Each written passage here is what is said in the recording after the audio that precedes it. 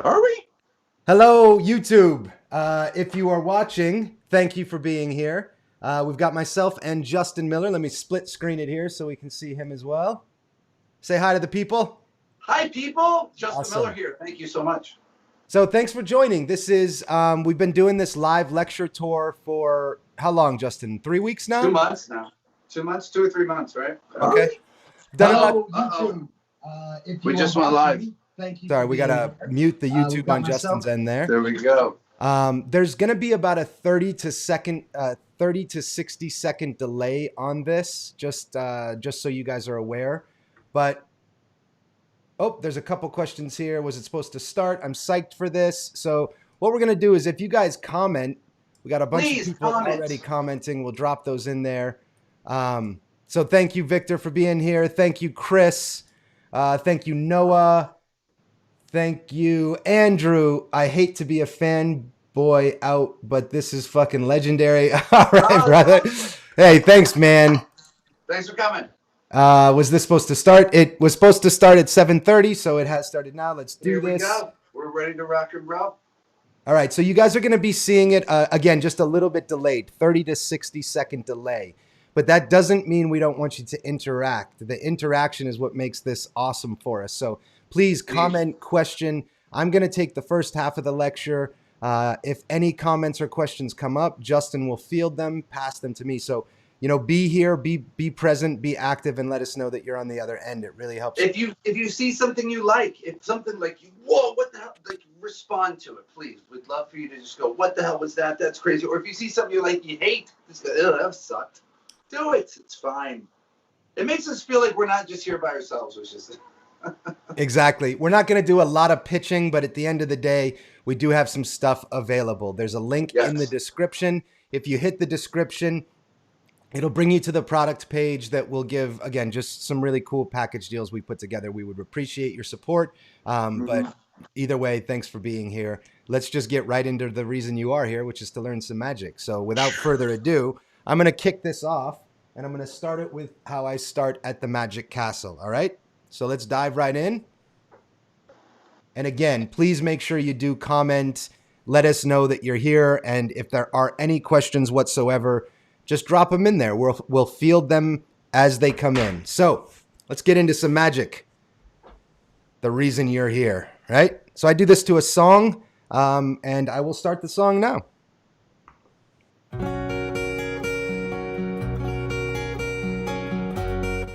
You know what? Hold on. I got to do one thing because it's going to bug me. I want to make sure that this white balance doesn't start freaking out on the camera. So let me just get this set up. So you're viewing, for your viewing pleasure, I want to make sure that there we go. That should keep the white balance in check. And let me just double check just so it looks as good as it can for you guys. Perfect. Okay, great. Now we can really get into the lecture. Here we go.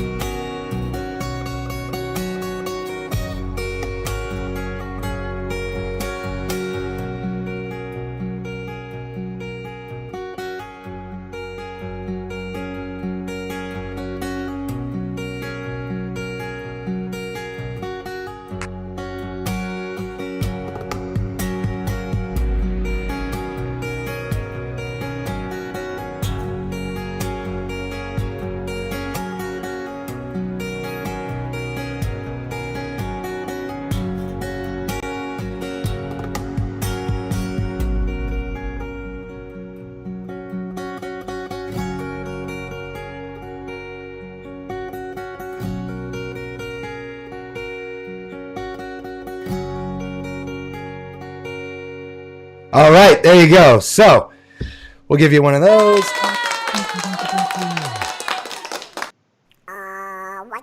Whoop. All right, here we go. So this is called I Paint Dreams. I hope you enjoyed that. This is my take of the mental photography deck, but done to music at a sit down. So I wanted something I could do at the castle to open the show with, and I wanted it to be a bit different of what I normally do, which is not magic to music. So this is what I came up with. If you're familiar with the mental photography deck, this should be pretty self-explanatory, but I'll briefly go through what a mental photo deck is, and then we'll walk through the routine. Mental photo is a deck that I can spread very fairly and show all blank on one side, all blank on the other side, and then I can print the entire deck using the Svengali principle. So this uses the Svengali principle as well as a rough and smooth principle.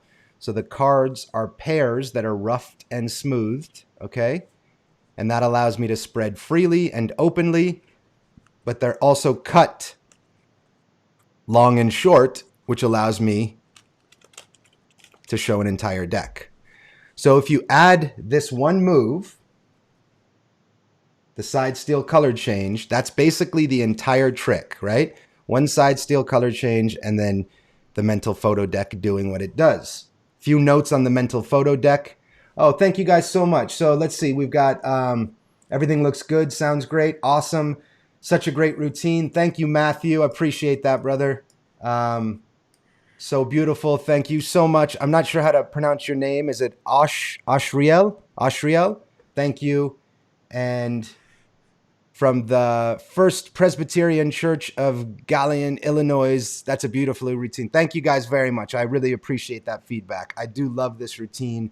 It's got a special place in my heart. And I think it's an underrated deck. I think the mental photography deck is dramatically underrated in the workers' toolbox, to be honest. So few notes is that when I cut and the deck is face up, okay, every time I cut, I'll get the face card. I'll cut to a face because of the long and short principle. If the deck is face down, I'm only going to cut to blank cards, okay?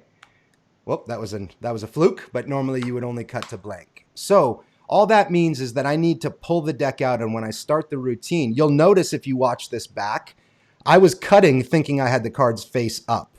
It's funny that it's doing that. It normally would never do that. I was cutting thinking that the cards were face up, which is why I got 2 blanks. So all I did was flip it over, paint again, and now when I cut, I'm going to get the face of a card, okay? Now, one other thing that you can do, a lot of people don't know about, is that you can take a mental photo deck. See, okay, this is a good example. So being free with the mental photo deck, the idea of being just very open with it is what sells the trick. So before I always perform, I'll spread the deck and make sure that none of the cards do this, because what's happening here is the rough and smooth spray on one of these 2 cards is starting to go away. So it's not sticking as fairly as it should be. So what I'm going to do is actually get rid of this pair of cards until I can respray them again, okay? So I'll put those off to the side. And again, this is before I start. I just need to make sure that if I spread these cards on the table, none of them split, okay? So now I'm comfortable with this deck. I know that all the rough and smooth is in good shape, and I can come out and freely and casually. You don't want to do this. You don't want to be nervous that they're going to split, so you keep it really tight like this. That just doesn't look like a normal deck, right? That does, if I'm just casually showing them and freely pushing them off like it's no big deal. If you take that one step further, you can do that on the table, which is a really convincing moment to a lay audience that these have to be blank. The only thing they could think is that the other side is printed, but now we can do a tabled turnover, a spread turnover, and all of those cards will stick, showing blank on both sides. I scoop them up, turn them back over so I know now when I cut, they'll be face-up cards, okay? And my entire internal dialogue for this entire effect is that this is new to me as well. I'm experimenting. So when I come out and I show the deck, I open the deck, and now I'm kind of shocked. What the hell? Wait a minute. There's no cards here. I pick this up. Maybe this has something to do with it. And I try and time everything to the music that I'm playing. The song that I'm played, you can find that on YouTube if you type in Post Malone's Congratulations guitar cover. So that's just a guitar cover of a song called Congratulations by Post Malone. Now, I don't have rights to that, so if you're in a theater, you can't play that song really, but you could reach out to the kid. He's super cool. He may grant you rights. It's just some kid who does it on a small YouTube channel. So I'm going to come out and start by showing, right? Oh, I'm confused. Then I spread on the table, show both sides of the spread, pick it up, and then I paint the first card, okay? I cut to reveal the first card, and then I wait a moment. Now, again, remember, this is the audience's first time of seeing a card. Let it sink in. I then look at the paintbrush like, wow, I wonder if that has something to do with it.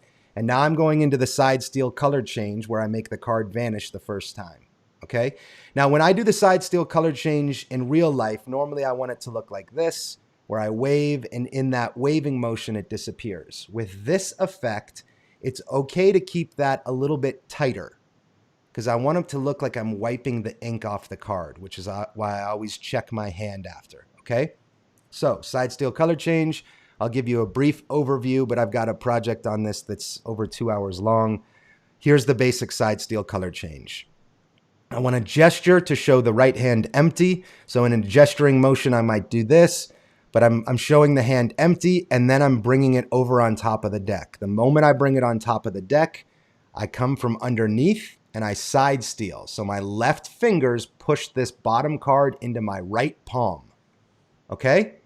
It's now in the right palm position, which means I can wave. And in the waving action, what I'm going to do is drop right here, but I want to continue that waving action. Okay?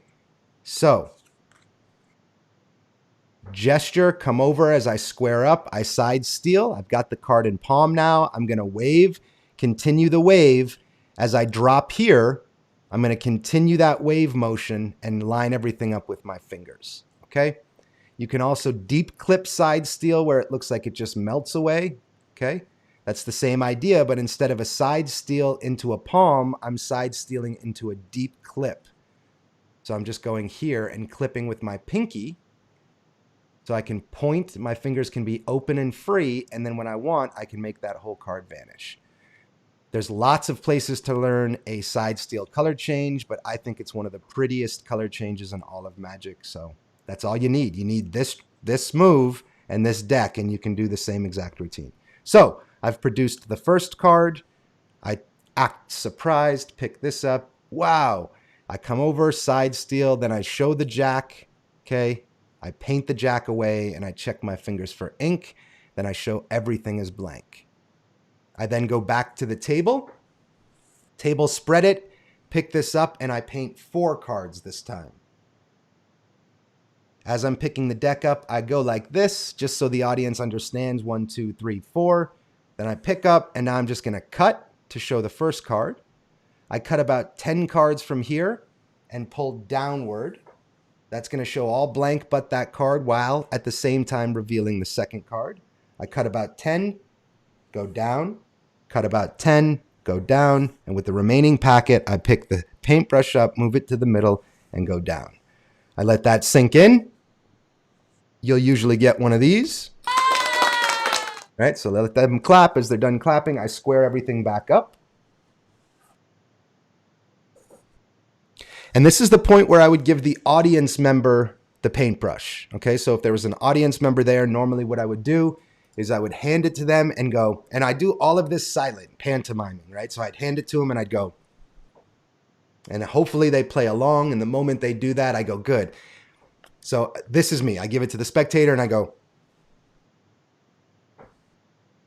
and I'm pointing at the deck, like go like this.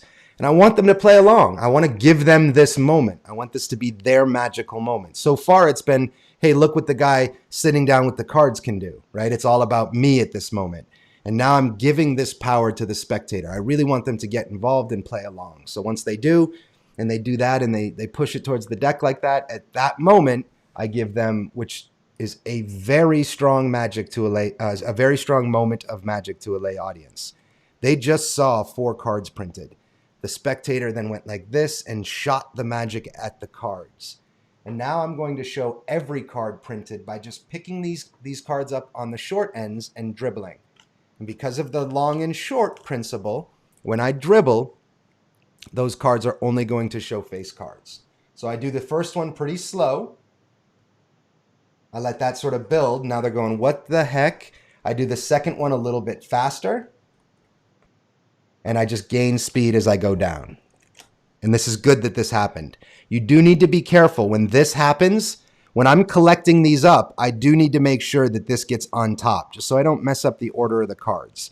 Another thing that could happen is that in your dribbling, you might get that, where a blank card sticks out. Don't freak out. Don't even address it. Don't look at it. Just realize to a lay audience, even if there's a blank card there, this is very magical. And they don't know that that's a mistake. So don't go, oh, and try and fix it, okay? You're just calling attention to something that doesn't need attention called to it at that point. So you let this sink in, and I don't take this moment. I give this moment to the spectator. So I've done it, and it's exploded. I'm surprised, and I go like this, and I emphasize the applause to that spectator, okay? They'll get their applause. As they are, I square the deck back up.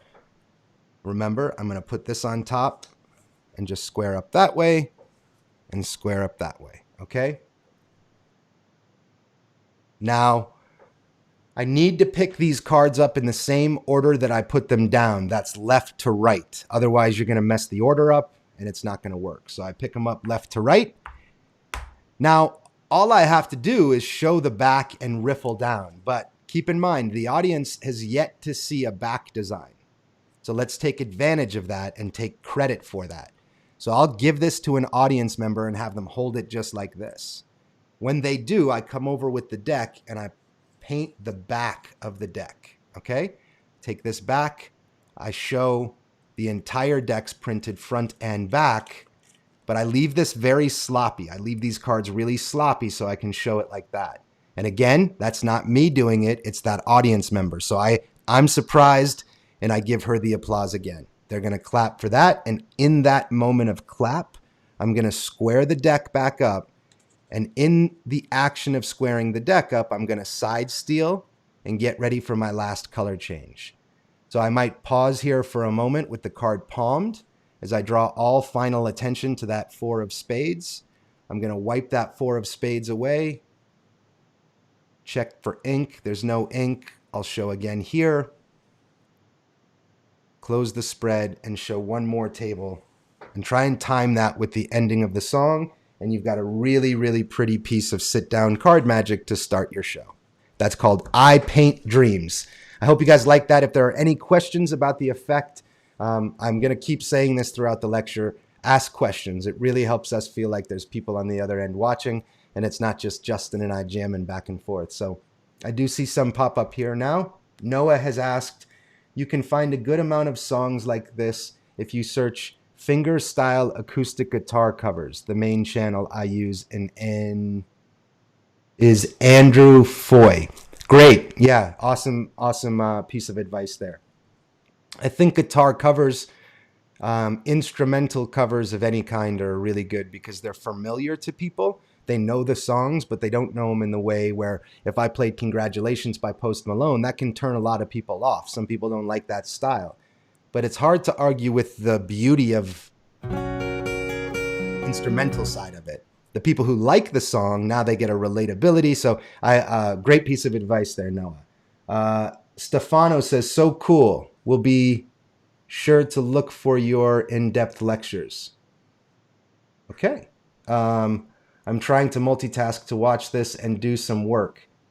I'd pay for this lecture too. Okay, well, if you're driving a car and working, just be safe. But thanks for being here. All right, let's get into some more magic. That's what you guys are here for. So let's do that. All right, this is a really good... actually, let me do some more card stuff. Then we'll do the... I want to talk a little bit about the creative process and some things that might help you in your own creative process. But first, let's do another card trick. So this is something I would do either to open a set or as I'm leaving an event. Oh, one more before you leave. This would be my sort of closer type thing. Okay. There is a question. I get this question a lot. I like this question. What is the floating deck in the background? What is the floating deck of cards called? I think it looks so cool and might want to get it. Also, great routine. Thank you, Matthew Paul. I appreciate that. That's something I invented a few years back called the Phantom Deck Display. It's a book of Erdnase, and it floats a deck. So it's called the Phantom Deck Display. I invented that with my time at Illusionist. Illusionist owns the rights to that, but it's actually no longer available because of some manufacturing headaches and some patent issues. But with that said, for the last year and a half, I've been working on a really cool updated version of Magical Display. So stay tuned. My new company is called Vulpine Creations. It's my own company with my business partner, and there's no creative limitations, which anytime you work at a big magic company, there has to inherently be creative limitations. The cool thing about finally owning my own magic company is that there are none. So Vulpine Creations will be launching really soon. I will let you all know when that launches. And when it does, one of the items will be a new floating, or not, well, a new really cool magical display. So I hope that answers that. Okay, let's get into some more magic. Please keep the questions coming.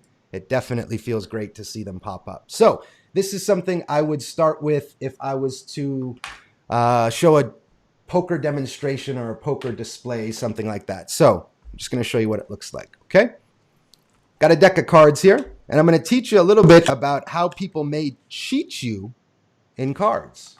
So in cards, there are usually some cards that are better than others, right? Some cards that have higher value than other cards, things of that nature. Like aces are great, where twos might not be so good.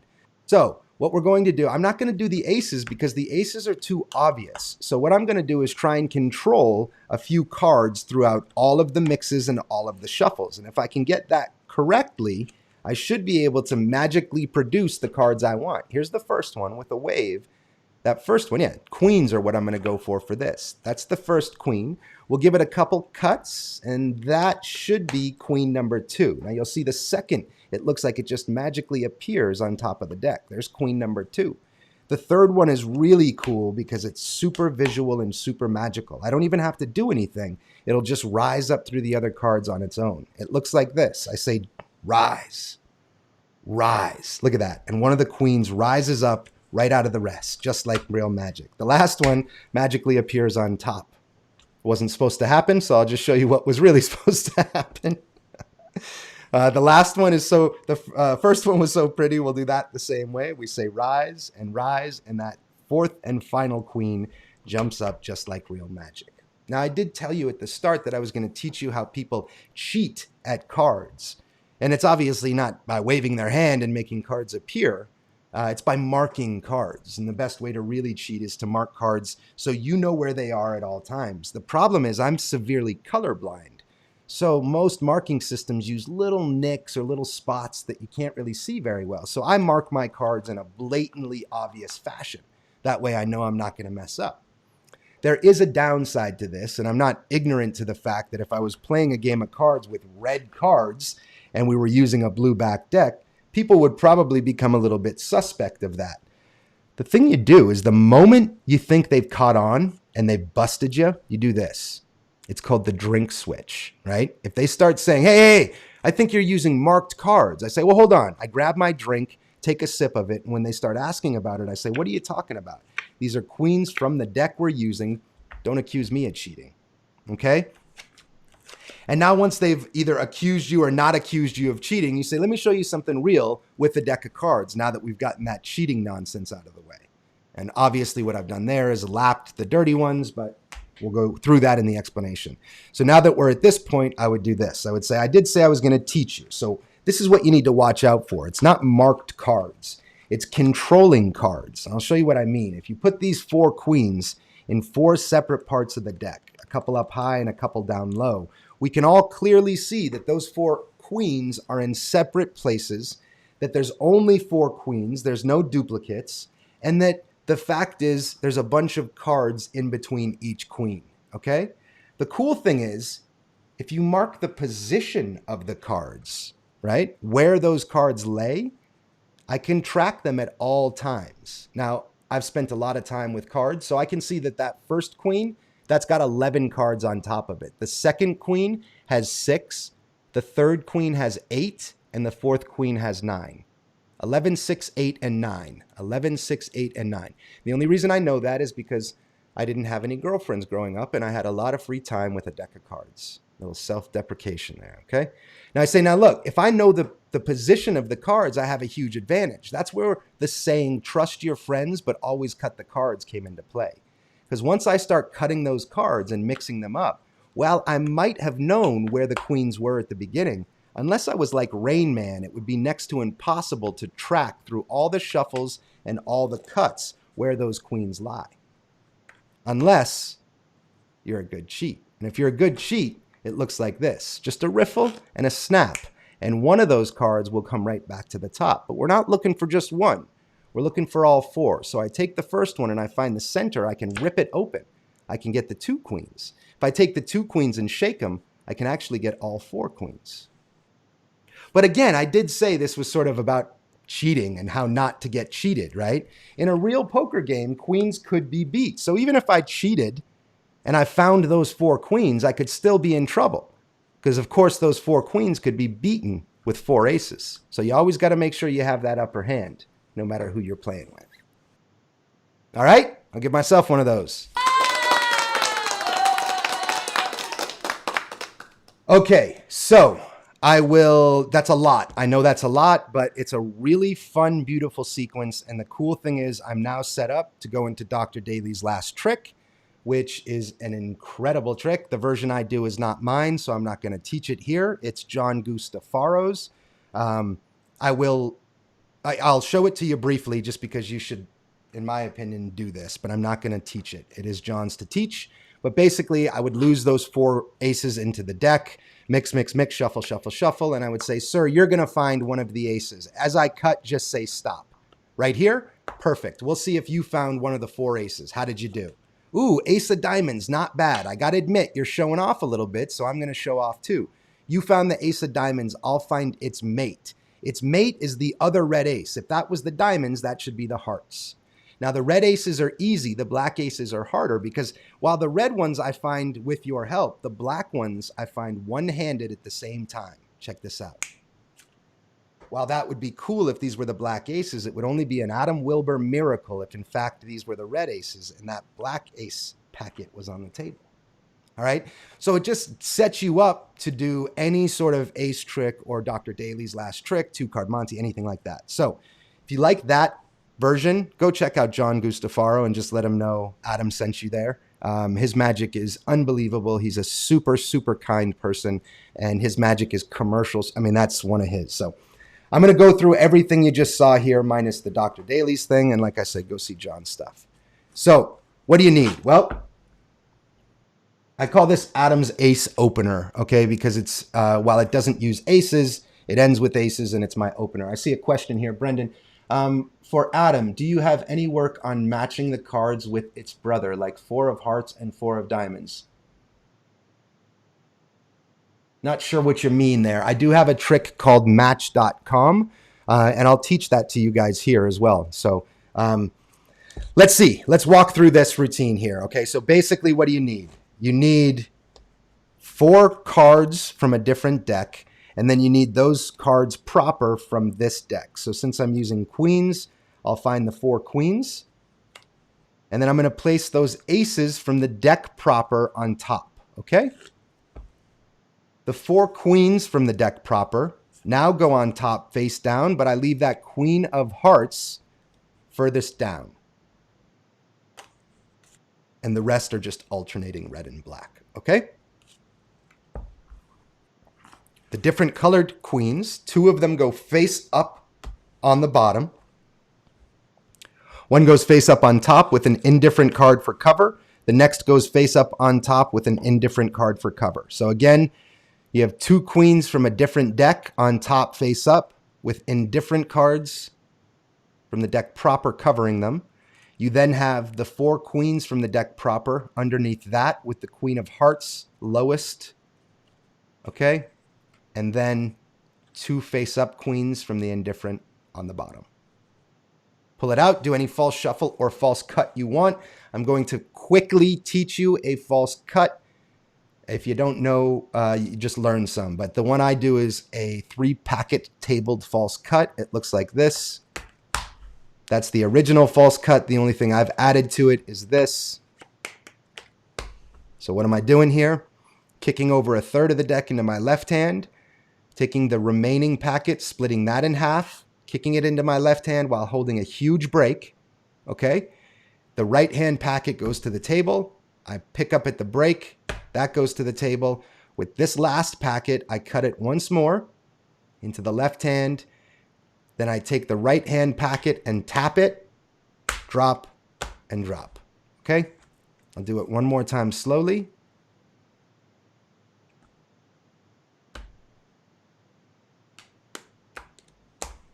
Okay, that's a full deck false cut.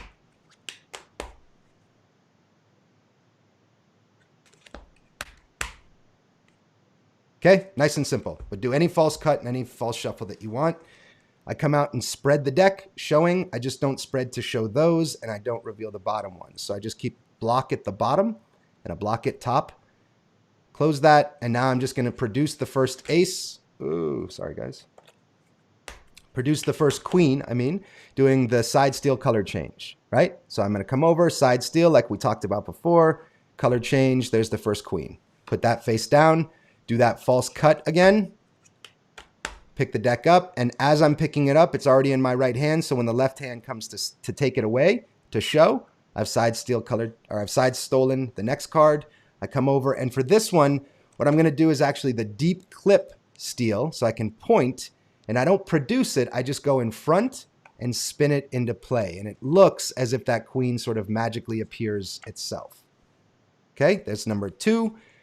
For the 3rd and 4th, I do the false cut again, and then we're going to do Ken Krenzel's Rise, Rise, which looks like rise, rise, and one card rises out. Okay, brilliant move from a brilliant man.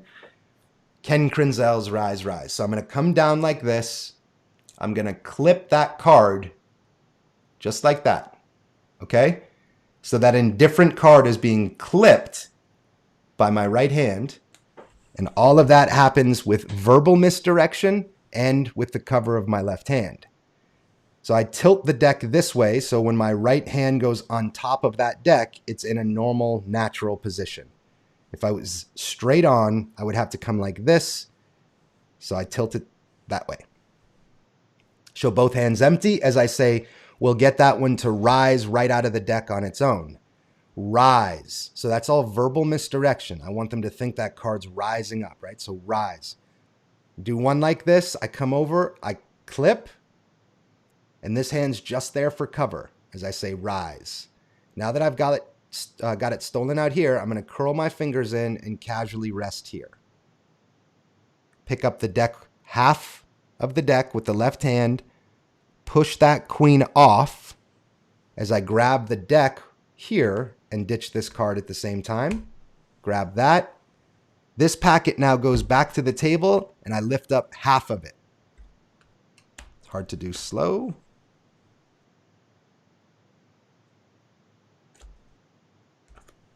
So we're here.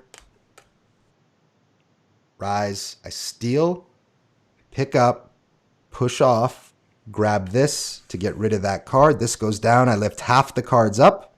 I slam this packet down and that on top. Do it once more. Rise. Rise. That comes up. Push off. Steal. Slam. Okay? So almost in a Tenkai, Noah. Not really a Tenkai, but somewhat. Yeah, a Tenkai palm, right, is this clipped here, and I'm stealing the card here. So it's somewhat of a Tenkai, but yeah, yes, that's the right idea. It's not exactly a Tenkai, but exactly. What I'm doing is this. Okay? It's this part of my pinky all the way down and just the thumb. And I'm lightly touching, just lightly touching here. And as soon as I feel that contact, my thumb peels one off. Okay? So you're now in this position. Wow, sorry. I spread the deck so they can see all blue. And then I reiterate, I was talking about how people cheat. And now you show that they're all red. Let that sink in as I turn the deck this way. Now I don't want to go too far like this because they'll see the queen and ace stock. So I just come to about here and then I quickly scoop everything up. Okay? False cut again. I'm going to pinky count 4. So I have a break under the queens. And remember, we put that queen of hearts face down. So when I get ready to do what I'm about to do, which is a swivel change, as long as I have the queen of hearts face up, they won't see any change. So I take the queen of hearts, put it on the face, come here, I show the backs, and then as I square up, I'm holding a break under the 4 queens proper. So now I take the entire break, all 8 cards, and I pretend to grab a drink, and I'm just spinning it as I do, right? So again, and make sure they see the red here. I say, some people may accuse you of using red-backed cards. As soon as they're on to you, you do the drink switch. Reach for your drink, and when they come back to question you about the cards, you must be crazy. These are blue-backed cards. And now, when I get to the last queen, I can't thumb it off because they'll see the red, so I just wrist kill and thumb it off as I set the deck down. Let that sink in for a moment. I turn these back. And now what I'm going to do is pick up here, and it should break naturally at that. But if it doesn't, you can just thumb 1, 2, 3, 4. I just counted with my thumb there. 1, 2, 3, 4. I leave that thumb break as I come back and lap these queens. So as I come to the edge of the table to grab the deck, sorry, it's very hard to do slow. Come to the edge of the table to grab the deck, those get lapped, and I just pick the deck up. If you're standing when you perform this routine, on that last queen, I'm going to wrist kill, come here, I'll turn the deck over as I show the queens, and then I'm just going to go 1, 2, 3, 4. I'm going to get my queens here in the same break with my thumb, and then on an offbeat, I might go to get a Sharpie or something, and I'm going to cop those out and get rid of them, okay? So now that they're out of play, we're going to go into teaching them how you mark the position of the cards, okay? So what I'm doing here, I'm going to take the 4 queens and put them in 4 different parts of the deck. This is actually really pretty, and a lot of people ask how it's done. So it's not a move or anything, but I'm just reverse fanning these queens. And now as I riffle, I can put the corner of each queen in the deck in different places, okay? It's nothing big, but it does add a little bit of sexiness, if you will, to putting them in.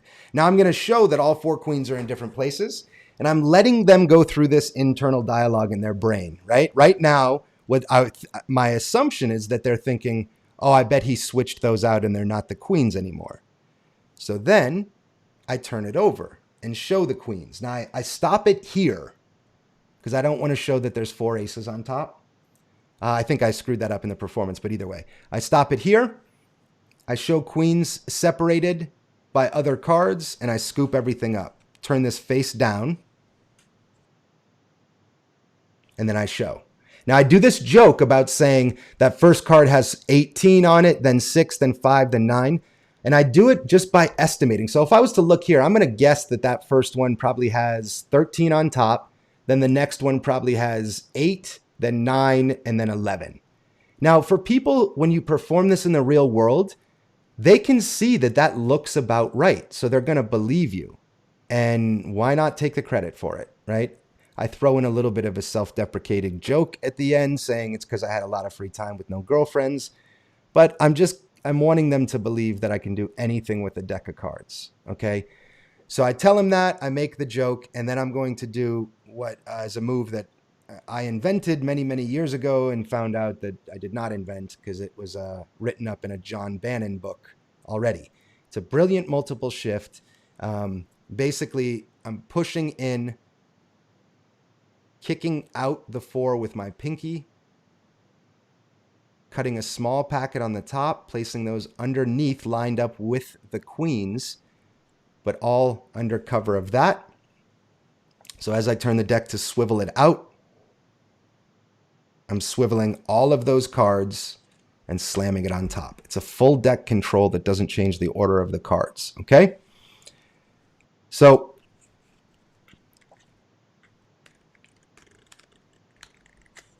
those 4 go in, you make your joke.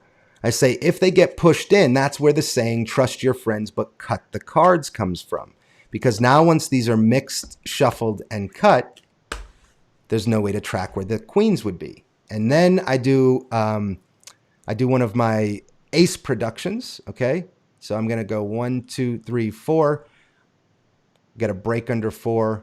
I then spin all 4 over as 1, re-grip, and I know that's a terrible way to turn a card over, but the fact that there's 4 here, if you do a multiple turnover properly, it's a thick packet. So I'm okay with doing this just for this effect, because then when I re-grip, I grip deep here instead of here, so they can't see the thickness of the edge. So I show the queen, I casually show both sides. I'm gonna come over, okay, and I'm gonna peel open. Okay, so what I'm doing is I'm peeling open. As I say, if you split this, and I'm really just strike doubling so I can feel 2 cards. If you split this, you can get 2, right? And I'm just letting that come off the card, which gives that really cool snap sound. So I show 1 card. So if I split it open, I can get 2, like that. Now I just turn my hands over, showing both sides. I'm going to place this card. These are both doubles, right? I'm going to place this card on top, grip from underneath, and then basically when I come back over and shake, I'm just spreading all 4 as I wiggle the cards. So at speed, that looks like this. Say the first queen. Now 1 is great, but for this I need all 4. If I look inside of that queen itself, check this out. I can actually split it and get 2 queens. It's queen 1 and 2. If I take the 2 queens and shake, I get all 4 queens. Okay? Sorry, can you repeat the control? I would have guessed a DPS to control them. You could do a diagonal palm shift as well. That's a great alternative. If you do a diagonal palm shift, it's a little bit difficult with 4 cards, but if you're good at it, you can absolutely do a DPS, because all you need to do is control these, right? Ugh, that's so hard to do with 4. But that would control them to the bottom, right? So then I have to get them on top. But yeah, any multiple control that you can do that will get those queens back to the top without interfering with the aces on top, okay? So the John Bannon control.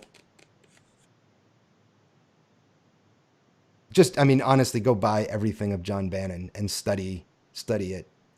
But basically, I'm pushing in here. So my left hand is here. I'm going to push down right there, kicking them out. And then with my pinky, I'm going to kick them off to the side. Once I've kicked them off, I'm going to cut above the break. Cut about half of those cards into the left hand. And instead of lining them up proper, I line them up to these cards, the kicked out ones. Swivel the deck up. My finger's going to grab here and just peel those out as I slam down. Okay? Bannon still has probably one of the best coin and bottles. John Bannon is a absolute legend. Yeah. His brain works in a way that I wish we could somehow study. He's a brilliant thinker and sweet, just very nice guy. Honestly, John Bannon was the first person that I had read that got me excited to create. The way that he had thought about things that were already existing. He's just reading anything of his is, and I would say don't get his videos, read his work. It's unbelievable. So yes, John Bannon is a legend. Okay, so now I don't even know where we're at. We have controlled the queens back to the top. We have done the production where all 4 queens are there. And now all that's left is to swap these out for the 4 aces that are on top, okay? You can do it in a few different ways. I used to do it by coming here with the queens and saying, you know, at the end of the day, there are cards that can beat queens, right? For instance, if all I had was 4 queens and somebody was to deal 4 aces, I would have lost. But I would have the 4 aces, right? So I've done a switch there. But the easiest way to do it and the most visual is to have these on top, get a break underneath them, okay, and do the exact same move that we did for the drink switch, but visually. So I'm going to put these 4 on, pick up all 8 cards, and just swivel change and say, but now I have 1, 2, 3, 4 aces, and we're good to go. I hope you guys like that. That's called Adam's opening. Well, I call it Adam's opener, but there's a lot going on there. Hope you like it.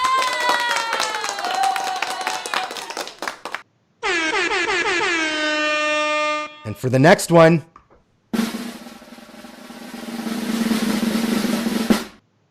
just kidding. I'm just going to teach you another trick. Got nothing special. Let's see. We still got some people on here. I hope you guys are having fun. We don't see a lot of comments and stuff coming through. So please, by all means, do let us know you're here. Comment, say that trick sucked, or you're a hack, or I loved it, or ask questions, whatever. So let's keep plugging away. I'm going to get into something a little bit different now. I'm going to play you a video, and then I'm going to walk you through it. So basically, this is a lot about the creative thought process. So let's start with the video. Here we go. That's the wrong video. Why is it doing that? Sorry about that. Let me get you the right video here. Very interesting that it did that. That's not the video I wanted to show you. So you know what? I'm going to just perform the trick. It's going to take a second to set up, so bear with me for a second. But I'll perform the effect. And then I want to talk about the creative thought process that went behind this effect and the development of this effect. Because that's something that I get asked a lot is, how do you develop? How do you create magic? What's your creation process? So Stefano says, thanks. I cannot comment because I am with cards trying to... It's a great answer. That's a great... I see you guys commenting. Thank you guys. It just makes me feel like there's people on the other end. So thank you so much. A lot of people are saying, sorry, cards in hand. That's awesome. So if you got cards in hand and you're following along, by all means, I appreciate it and I understand. But let me show you guys this. I'm going to show you the effect first, and then I'm going to walk you through just some notes I have on creating magic and on being more creative in general. So let me start by showing you the actual effect. I think you'll dig it. Looks a little something like this. It's going to be a little bit hard to set up because I have to do one thing. How can I do this? Here we go. This will work. Okay. From here, and Justin will know why this is funny, but okay, cool. So I want to show you something using 2 of my favorite things in magic. And it's not my hands. I'm not an egomaniac. It's actually, well, it's this man purse to start. It's not the man purse per se, but what's inside. So we need the man purse, my 2 hands, and my 2 magically appearing Chinese coins. Now, these coins are really, really cool because they have the instructions of the trick written right on the coins. How crazy is that? Well, I mean, it's super beneficial if you speak Chinese or read it, which I don't. So this doesn't really help me out that much. But check this out. I'm pretty sure I remember how this trick works. I take my hands, I cover the 2 Chinese coins.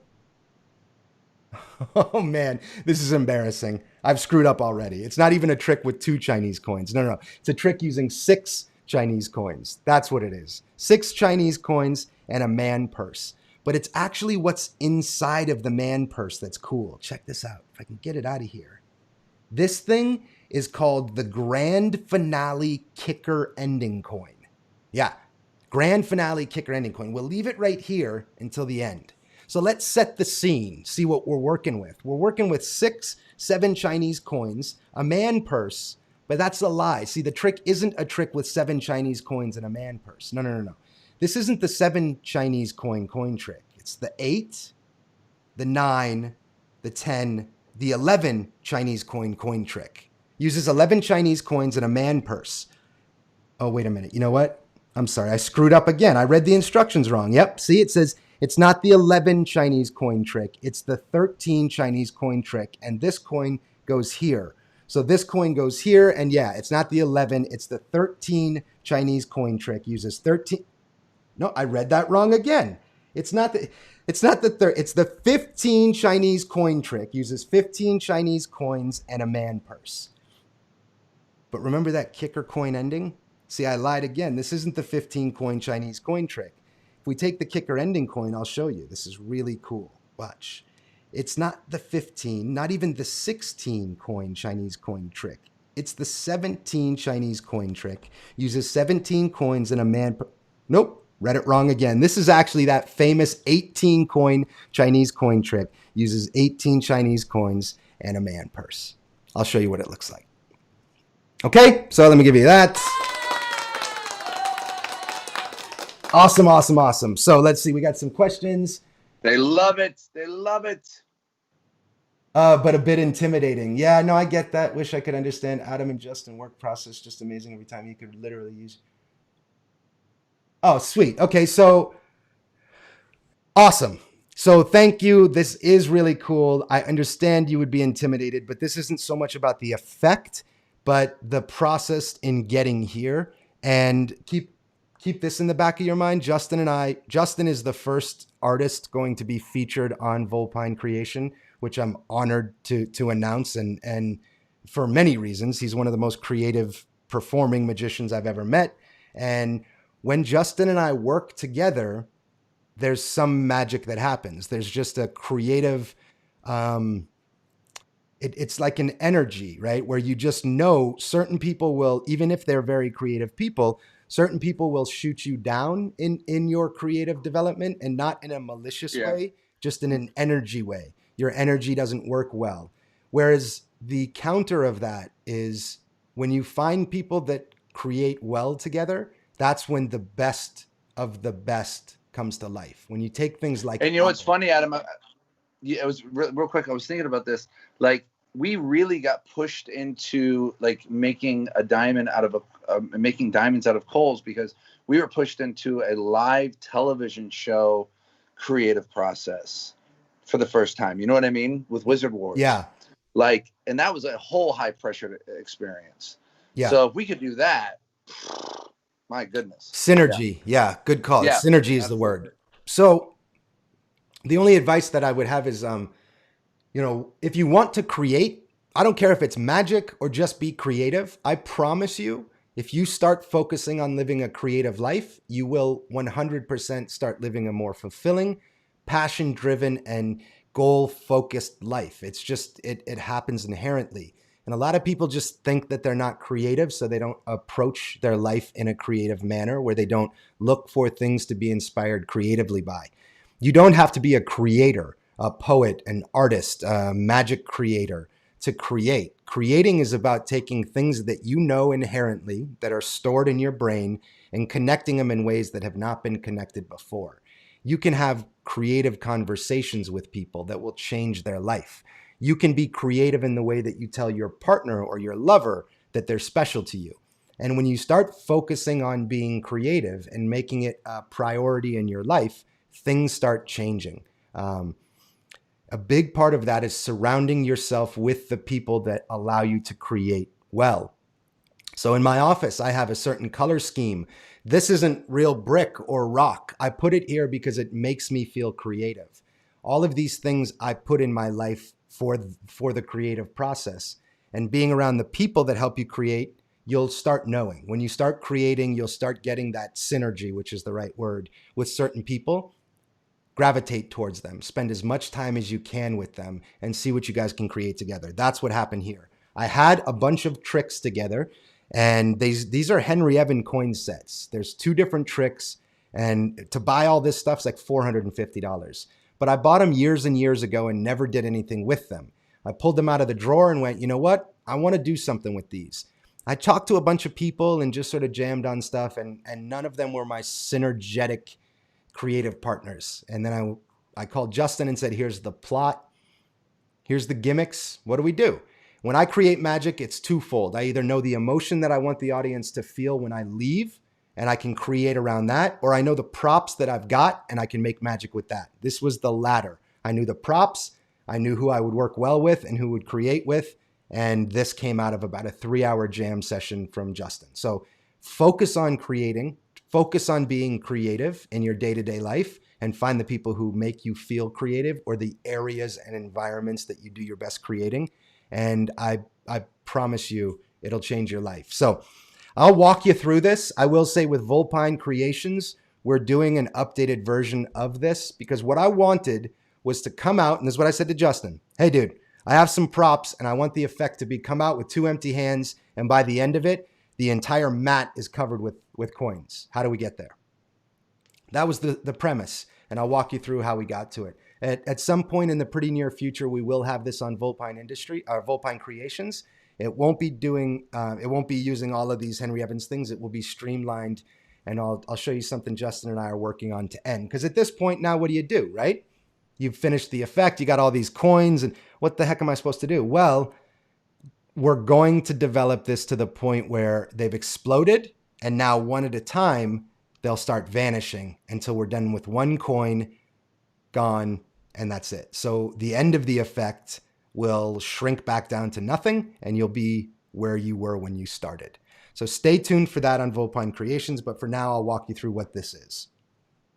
This is 2 Henry Evans tricks together. This is not what he meant these tricks to be. He uses playing cards, and it's just not. His is beautiful, but you'll see. So there are two sets here. The first set is here. The second set is here. Okay? This is one set. This is another. This is called Chinese Economy. The beautiful thing about these is they're shells that are printed on the inside. Okay? Killer stuff. So you get 4 of these. And this one, I forget what it's called. Miser's Dream, Chinese style or something like that.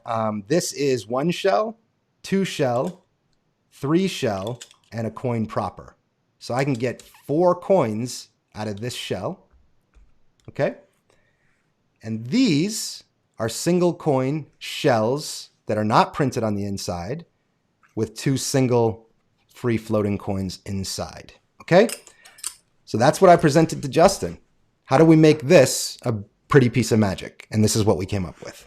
So I'm going to take the 4 shelled coins, place them right in the center of the mat, and I'm going to use a depth illusion to make it look like it's just sitting there by itself. Okay? Just cover it. All right? Adam, what is your latest creation, like your latest idea? I mean, 1 hour ago or more, 1 day ago. Yeah, that's coming at the end, my brother. I know what you're talking about. You're talking about my version of cylinder and coins. I'm going to end with that, so stay tuned. This coin with the 4 shells goes in the purse. That goes on top. These 2 coins start back here. Okay? So Justin, remember what I was telling you about? This is one of those moments where I'm going to go straight through. You got what I'm saying? Yep, gotcha. Okay. So Coinplosion is going to look like this. Excuse all the clutter, but it's been a busy creating day. Coinplosion. We've got our gimmicks set. We've got the shelled coins here. Okay? And those are going to go face up. All right? We've got the multi-shelled gimmick coin in the purse and the 4 shelled on the table. Shells facing up. So shell side up. Okay? Goes right there. All right? I'm going to put depth perception illusion. I'm just talking about, because this is black on black, there's depth here, right? This is up higher. Someone asked about depth perception illusion. So it's up higher, but from your angle, it looks like it's resting on the mat, okay? That's all I meant by depth perception illusion. Didn't mean to confuse you there. Okay? So I'm going to start with my arms on top of these coins in a casual manner. So I can show my hands empty as I talk, and then I casually lift my hands up and I draw my hands back.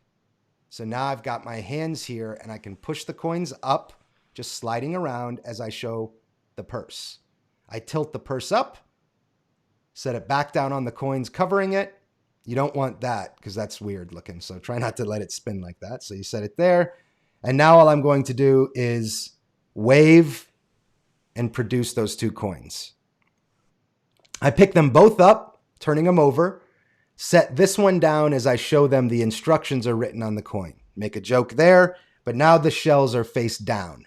And now what I want to do is get these coins back here, these coins up here, and do this in a way that is magical looking. The easiest way to do that is to place your hands down really hard for a second, and then as I lift up, they have stuck to my hand. Now notice that split a little, and it did that in the performance too. You want to avoid that, okay? So you're going to push down hard and then try and lift straight up so those coins don't move, okay? Now that they're lifted up, those shells stuck on my hand for the ride. So now it leaves me in a position where I can push these 2 forward, covering everything until the last moment when I do this and show all 6 coins. Really beautiful start, right? 1, 2, 3, and I say, and the man purse. Tilt up, and I say it's actually what's inside of the man purse.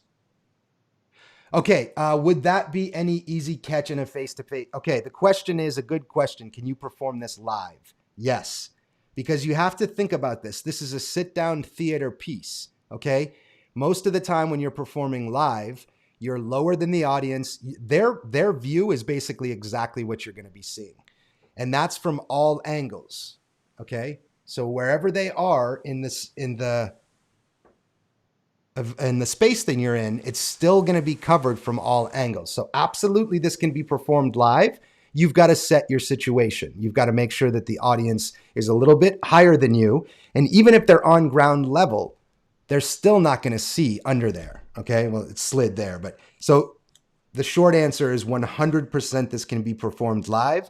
I've already done it live to a few close friends at my house. So absolutely it can be. Great question. Produce all 6, and then I say it's what's in the man purse. I open it up and I pull out the gimmick coin, resting this back on top. I casually say that's the grand kicker ending coin, and now I'm just going to push I want it to look like I'm just doing this, but I push the coins underneath at the same time as I show. So I've said it's not 7 coins in a Chinese man purse, it's 6. Or I'm sorry, whatever. You heard the presentation. But now all I'm going to do is sort of paint those coins back. So I just wipe down till I see the first coin come out, then loosen, let the second, third, and fourth. And then I set this off to the side. I place these in a matrix style as I'm showing fronts and back of both. Place them. So I've got this nice framed thing here, okay? I'll place this right in the middle just to keep everything framed and pretty. And then you saw the presentation, but I say, oops, this goes here and this goes here. And as I set them down, I'm just picking the shells up as I spin them, showing fronts and back of both, and then show those fronts and back. Same thing here. Oops, that goes here, that goes here.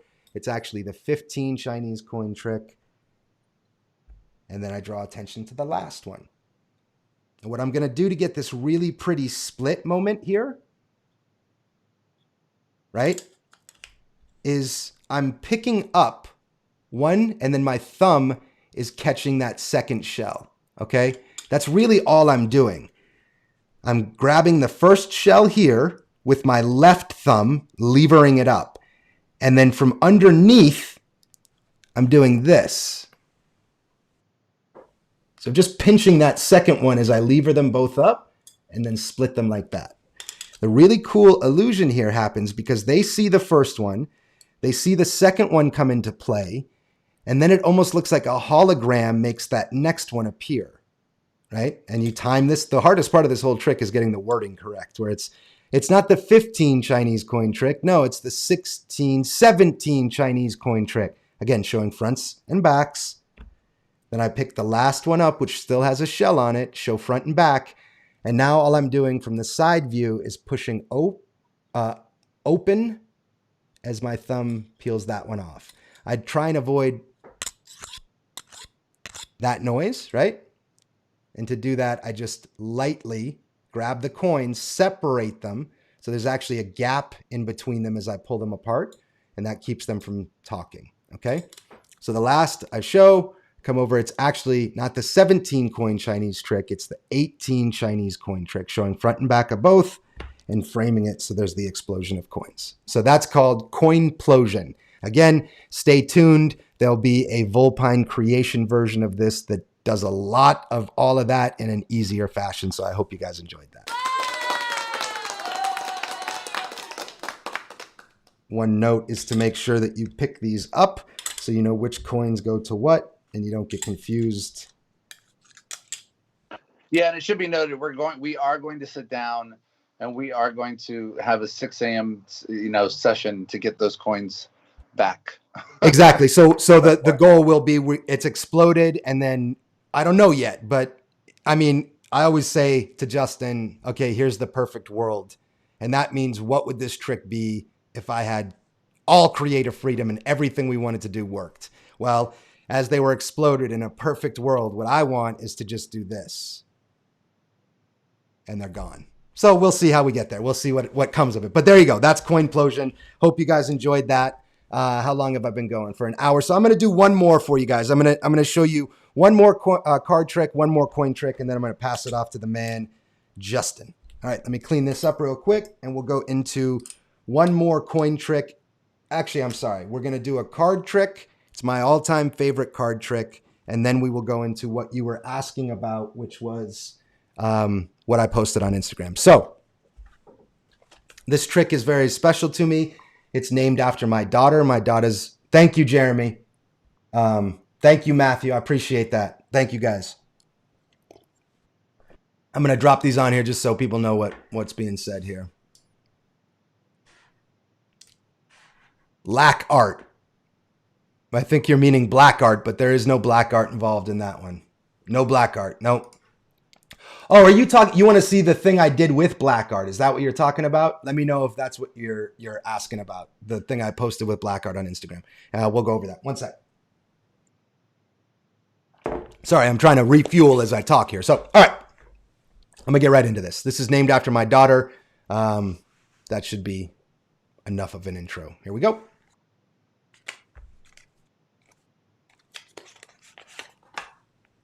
So with this trick, we need a couple queens. Actually, not even a couple. We need all four. So let me see if I can get all four queens in a magical fashion. We'll see how we do. That should be it. That's queen number one. If I take that queen, I split it. I get two queens. Actually, I take those two and split them. I get all four queens. Now we can do the trick. Queen of clubs, hearts, spades, and diamonds. Now, each one of these queens is going to get a group of friends, if you will. A small packet of cards that she can hang out with. Much like what we're not allowed to do in quarantine, right? So, check it out. Queen of clubs goes in first. Now, this isn't obviously the presentation I really use. Presentation I use is very personal about my daughter, so I'm not going to share it here, but you'll get the idea. Put your presentation to it. First queen goes in, just a snap. That one's gone. Watch the queen of hearts, much the same. We put her right in the middle. You'll see it to the very last moment. Queen of hearts goes in, just a shake. That queen vanishes. Two down, two to go. Watch the queen of spades. This one's nice because you see the second that queen of spades vanishes. Just like that. Almost like real magic, she's gone. Leaves one left, queen of diamonds.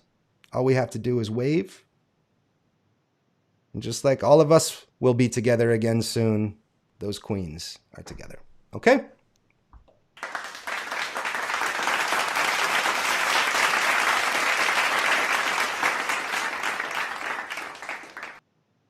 Ta-da! All right, this is my take on the McDonald's Ace plot. It's a classic plot in Magic. It's a beautiful plot, and I'm using what's called Science Friction Spray, okay? If you don't know what this is, you should buy it. It's incredible. It's basically the world's best roughing spray. That's what I'm using for this. You don't need this. You can use double stick tape. You can use a roughing stick. You can use Tester's Dull Coat roughing spray. You can use a white crayon because that works like a roughing stick, but anything you want. What we've done is we've treated some of the cards. Okay. So let me show you exactly what's happening here. And while I do, I will answer the question, what are your thoughts for a basic walk-around table hopping routine? I am planning to start booking gigs after quarantine, and I was wondering if you had some quick tips. Yeah, mental photography deck is an absolute killer for strolling magic. But, you know, the classics, man. Ambitious card, Chinese charming Chinese challenge. You know, it's your style. What's going to fit? As long as you can entertain and engage the audience, the tricks don't matter.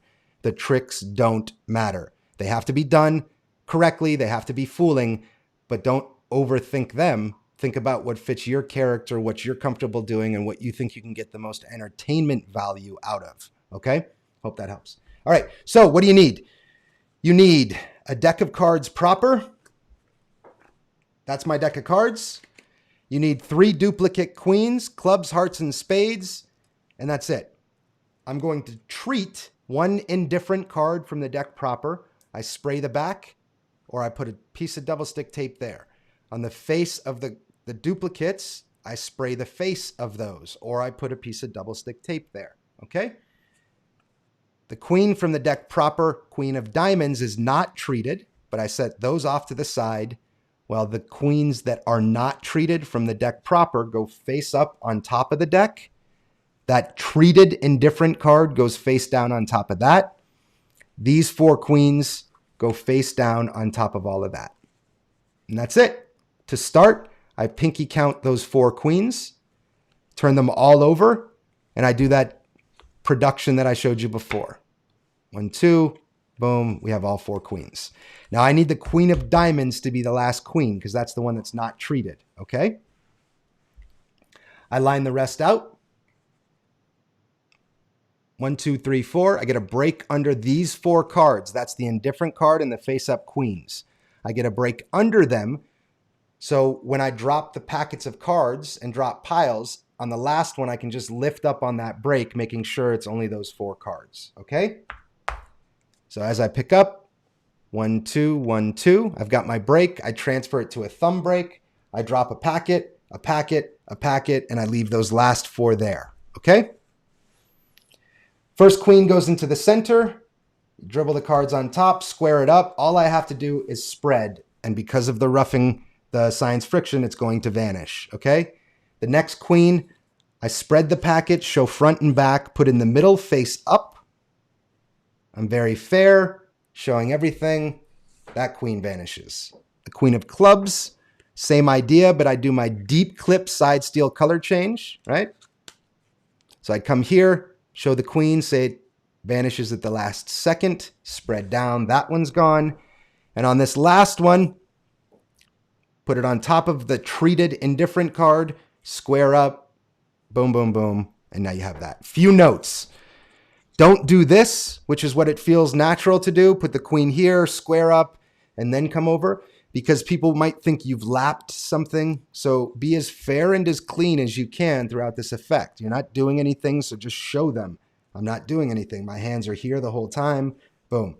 Another tip is a shout out to John Gustafaro, because I used to do this effect this way, where this was a real packet. Okay, so they all got their packets, the queens all vanished. On the last one, I would say, and with the last one, I just wave and all 4 come back. And that's okay, and it works, but John saw this and said, why don't you get rid of those cards altogether and have the ending be just the queens? It's a great tip that really adds to the beauty of the effect. Thank you, John. All right, so that's the trick. It's pretty self-explanatory. The reset, obviously, if you're performing it in the real world, you would just put everything back together, right? This would be here. You've just done this. I would square them all up. These would go on top. And when I go to reset, it's important to remember which ones are treated and which ones aren't. So when I pull this out, I know these are the untreated cards, okay? This is the indifferent treated card. So I put that aside, and then I just turn the deck over. I look for the face down cards, which are going to be my treated queens, up jog them.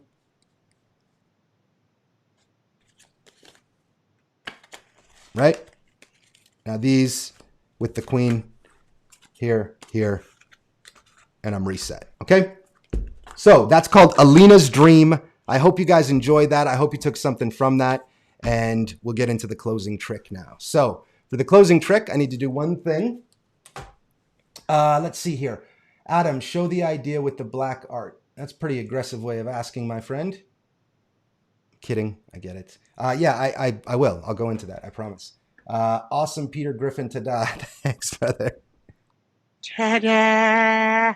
We got a little sound effects here. We got a whole bunch. Gotcha, bitch. All right. Pertinent to quarantine. Yeah, I have done that trick with some quarantine presentations on some virtual shows I did. It is relevant. Yes, it does. Thank you. Will this be left up for review and practicing later? We'll talk about all that at the end of the lecture. The split of the queens in the beginning, convincing so much that if there is no more queens, so it's beautiful, so smart, so clever. Thank you. I think you're trying to compliment that. Thank you. Great routine. I can't take a lot of credit because McDonald's Aces is a classic plot that's been around for a long, long time. But that's just my take on it. I hope you guys enjoyed it. And now let's get into the last piece. All right. Here we go. I love this piece of magic. So if I seem giddy and childlike, that's why. I really do love this. So will this work? Perfect. All right. So here we go.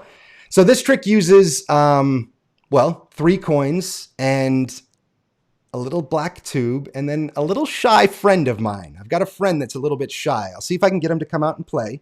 Hey, you want to perform? Come on. Are you ready? Don't be shy. Come out. Let's go. Perfect. Good man. So we've got one little cork, 3 silver dollars. These are really old, 100-year-old silver dollars. They're pretty neat. So 3 silver dollars, black tube, black little like toilet paper tube, and a wooden cork. We're going to focus on the silver dollars to start, okay? We'll put the tube about the center, and we'll stack up these silver dollars like that. We'll place them right in the center of the tube, just like that, okay? Put the cork front and center. And again, so what we've got is 3 silver dollars, a little black tube, and a little cork. 2 hands. Watch. All I have to do is wave my hands. You'll see the second that cork looks like it changes to silver dollars, leaving that cork over here. 1 wooden cork and 3 silver dollars. We'll try it again, but this time we're going to do it one at a time. We'll put the cork in the tube. Did that go in? Oh, perfect. We'll put the cork under the tube and the coins will go one at a time. There's the first. That's coin number 1. Second, much the same. Just take it, give it a squeeze. That's 2 down, 1 to go. The last one's my favorite because it happens quickly. Just like that. That's all 3 coins under the cork. Let's try that again, but in reverse. That's 1, 2, 3. Right back out, leaving just the cork, a tube, and 3 silver coins. That cork did such a heck of a job. Let's see if he'll go back into his home. Good job, my friend. You deserve a round of applause. All right. Oh! I guess he wants to stay out and play. So there you go. That is my version of coin and cylinder. I hope you enjoy that. Let's get into it. All right. This coin and cylinder set was a gift from one of my very dearest friends, Mr. Justin Miller himself. And it got me addicted, thoroughly addicted to this plot, to this idea. And this is what I came up with it. You were asking about the black art version of this. I do have another version of this effect. Looks like this.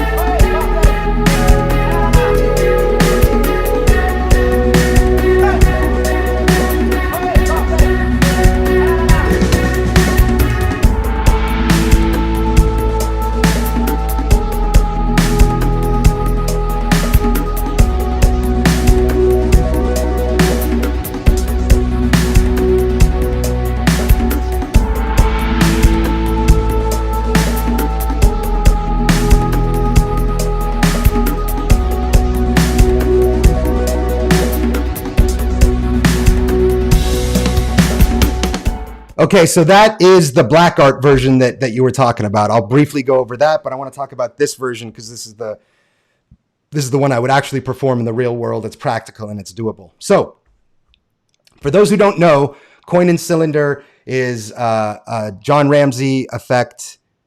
I mean, Justin will tell you more about the history, but just it's like the cups and balls. At the end of the day,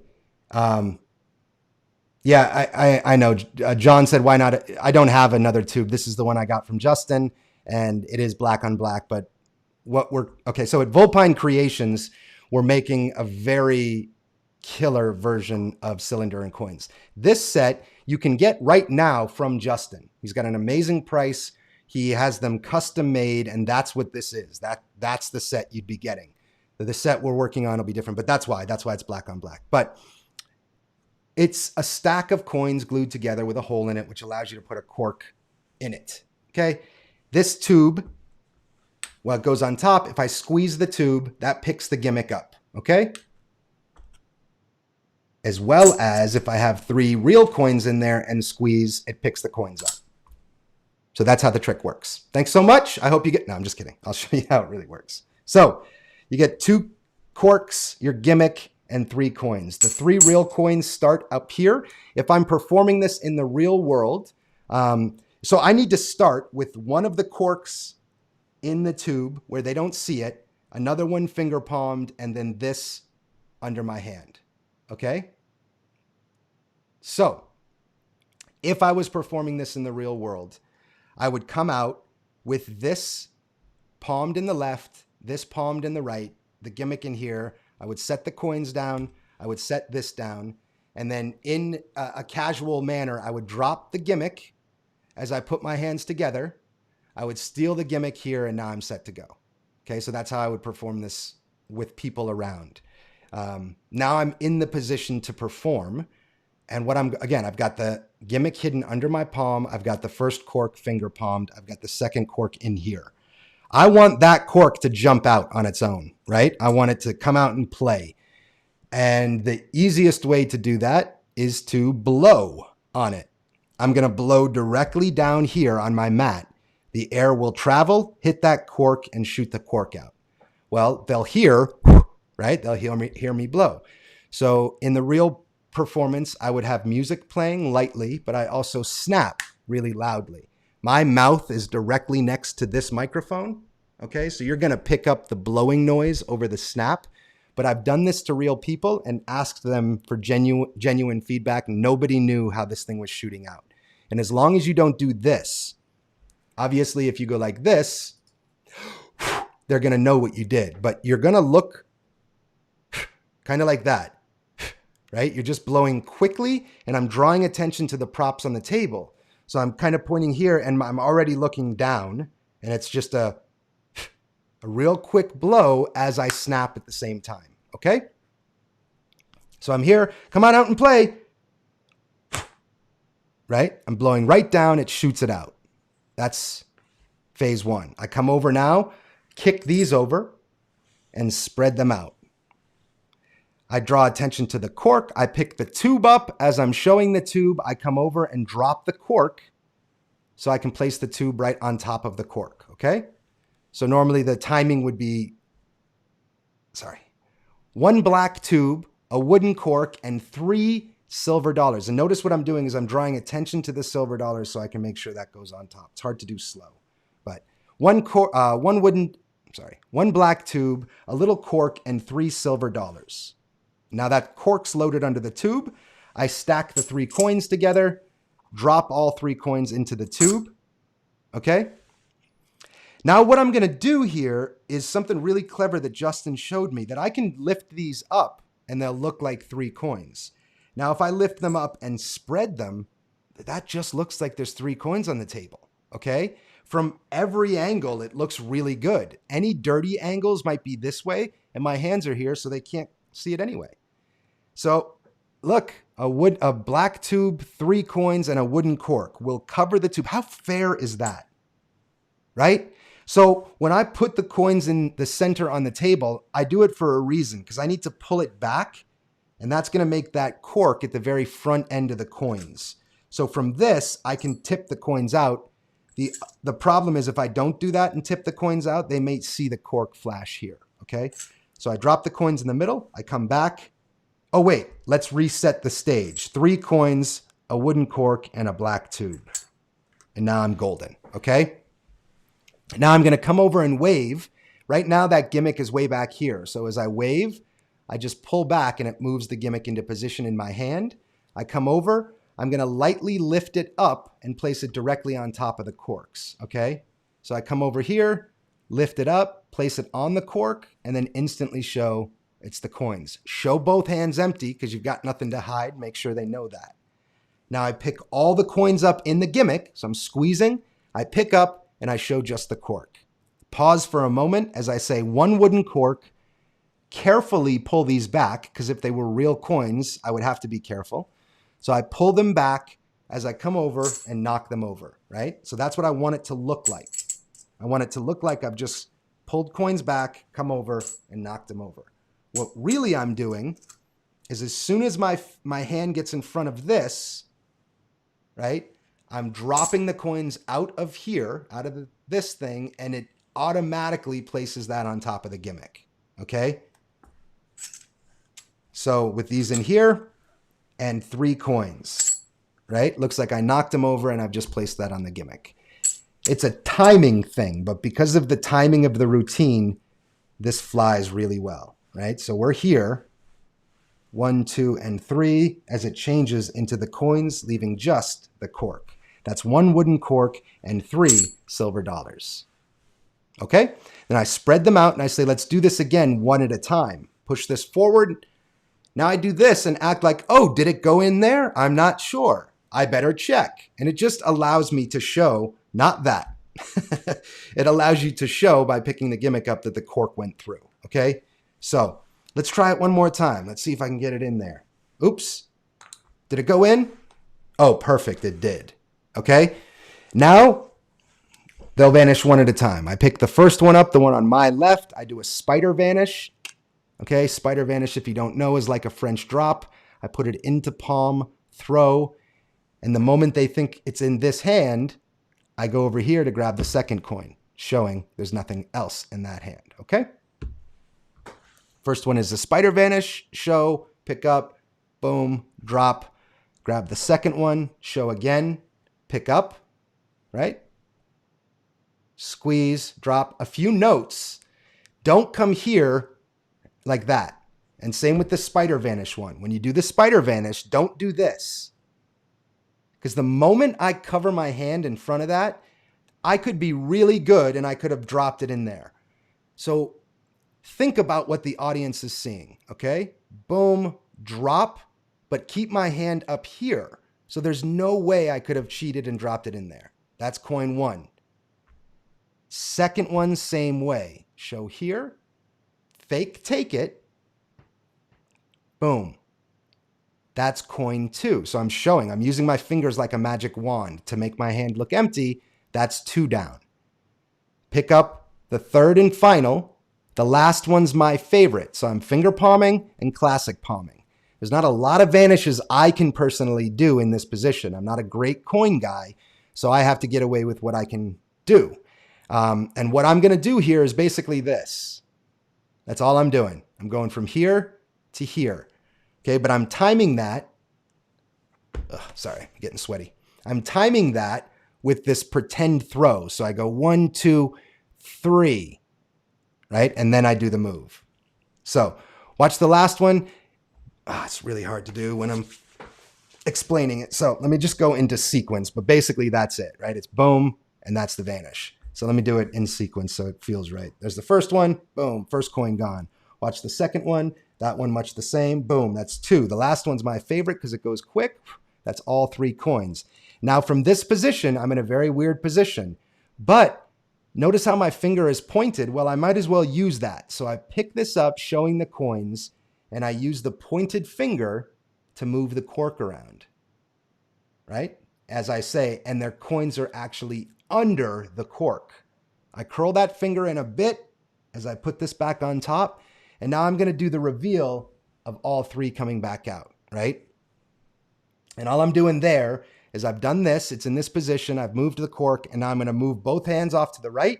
I'm going to drop this clipped coin as my hand covers like this, right? So I'm covering their eyesight, just writing it down here. And the second I get to here in front with the palmed coin, I drop that one, I drop my left hand coin, and boom, I show all three. Now you really want this to be triangulated out, right? You don't want it looking sloppy like I just had it. So again, it's a little bit hard to do slow, but let's pretend it was here. Boom, there's the first, come here, coin, say watch, we'll do it again. That's 1, 2, and 3 coins. Now I'm going to pick the gimmick back up, show that the cork is there. As I come to the edge of the table, I lap the gimmick. I come back, place that through, boop, and then I do the last bit to close, right? We opened with this cork having life and having a personality. We're going to close with that as well. So I stack the 3 coins up, okay? And now what I'm going to do, sorry, Justin's calling in on Skype, so I had to just answer that real quick. I'm going to place this basically just kicked back a little bit, okay? That allows the air to come here and blow it in. I don't care if it goes back in or not. I just want it to animate one more time, okay? If it goes in, home run, awesome. If not, it's like what I did in the performance. It jumped on top, right? That's still weird and cool. So same thing. Let's see if he can go back in his home. 1, 2, 3. I'll snap, and I'm going to blow right here and see the animation. So, oh, you did a great job. Time to go back into your home. 1, 2. So if that happens, I go, no problem. And then I may even just lap this as I say, I guess he didn't want to come out and play. Okay? But that's it. I'm just using my breath and this to cover that blowing motion. Okay? I really hope you guys enjoyed that. That is my version of cylinder and coins. I call that the shy coin, or the shy cork. And I'm sorry, I did say I would do the black art thing, so let me show you this really quickly. It's the same exact thing. You know, black art is what it is. It looks really dope on camera. I think somebody commented, I like the non-black art version better. I have to agree. This is one of those tricks that when you do this, it's just fun. It just allows for so many different variations, so much creative freedom. I'm addicted to this thing. So stay tuned. You're going to see when Vulpine Creations comes out with the definitive, cylinder and coin set, it's going to be with Justin and myself. There's probably going to be about 15 rock solid routines. So I'm really excited to start developing those. The black art version, look, you can watch the trailer back, but basically the black art version, the only thing that's fooling is the disappearance and the reappearance of these coins. Okay. So the first one, here, I do the spider vanish the same exact way, right? Bang, that one's gone. And now I've just gotten these, which are jewelry. It's a jewelry bag, right? So it's a little jewelry bag. I just opened up the jewelry bag, which ironically is the exact jewelry bag Justin sent these props to me in. But I opened them up and they become perfect black art flaps. So I just rest them on the table, rest them right on the table. I adjusted my lighting a little bit to make it look better. Okay, spider vanish is one. Now all I'm going to do is come up, pretend to grab both these coins, but I'm just kicking them under the black art. You got to be careful you don't kick too far, but that's it. That's the entire trick, right? Spider vanish the first, come up to the second. Oop, didn't go far enough there, right? That's why black art sucks. Okay, so come here, pick them up. They have to think they're in my hands. Now I can drop them both, right? That's all of them. Now, to make them reappear, this is palmed. I'm just going to come over, drop the palm, wave the first one. And on these two, I pretend to grab it, drop it down, and my hand is going to pinch the end of the black art bag and pull down. Now, that looks terrible doing it like this. So with that, I add this waving motion as cover. Okay, and you get a really beautiful, boom, drop one, show your hands empty. Wave, there's one, drop the second, show your hands empty, wave, there's two. Okay? So that's the black art version of it. Guys, thank you so much for spending some time here with me. That concludes my part of the lecture. I will just reiterate this once more. We do have some package deals that we're offering. It is a ton of our best magic at a heavily discounted prices. The link's in the description. There's a $50 package. There's a $100 package. There's also a link on that page to go buy Justin's cylinder and coin set. These are as is. They're Justin's got a boatload of routines. The ones you just saw me do, we're going to add to Justin's set. So if you buy it from him before ours comes out at Volpine, you'll have those routines as well. Thanks for sharing some time. This is only half of the lecture. Justin's about to blow your mind with the second half. Please keep the questions coming in. I will answer a few real quick because I did see. Adam, I talk with you on Instagram. It's OCP. I join your live. Okay, sweet. Can you use pennies in place of corks? Yes, but why? I think putting the corks in there adds a little bit of heritage to the effect, right? John came up with it using cylinders, a wand, and coins and a cork. So you can use anything you want. There's no rules in magic. And the reason that John used the cork, a lot of people don't know this, but he was a grocer. So he worked in a grocery store. And so that's kind of all the items he had. He kind of put this whole thing together in the early part of 1948. Yeah. So that's why he used the cork instead. If he was a banker, he might have used pennies. Who knows? Noah says, would either of you consider yourself move monkey? I'm not. I like moves, but I also like stuff that just works no matter what. So I like hard moves. I like sleight of hand, but I know what I do well and I know what I can't do. I don't do a diagonal palm shift very well. I don't do a clip shift is like, shoot me in the head before I'd be forced to do a clip shift. So I don't think I am, but let's see. Justin, the best thing you do that I haven't seen anyone better at is sleeving. That's from Brendan. Very much. Yeah, I've devoted my entire life to sleeving. So yeah, I appreciate that. Okay, so it looks like that might have been all the questions for me. Is there any more? Wouldn't the metal on metal make more of a sound? Okay. Let's see. Adam, it's OCP. We talked on your Instagram when commented on the version without the black card as much. Awesome. Cool. So thank you guys again. I'm going to field questions for Justin. Keep them coming in. And without further ado, let's give him one of these.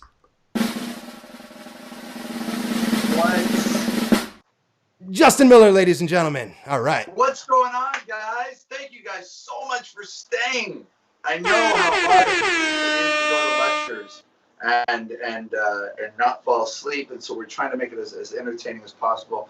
I want you guys to really focus on what we're about to do next. Adam, we're on camera one, right? We are. Yep. Beautiful. So, isn't that killer what Adam's come up with? Holy shit. It's so beautiful. Absolutely gorgeous. I agree. What a great routine. What a great routine. Thank you. It was so much, it was really, really, really special to see that thing come to life. Like, but both things, with the Chinese coins and the cylinder coins, just so beautiful.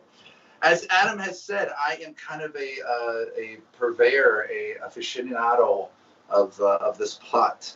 I started working on it when I found out about it, about age of 12 years old, 13, something like that, maybe even 14, I think. And that was it. That was it. That was the drug. That was the needle in the arm. That was it. I was done. I was addicted.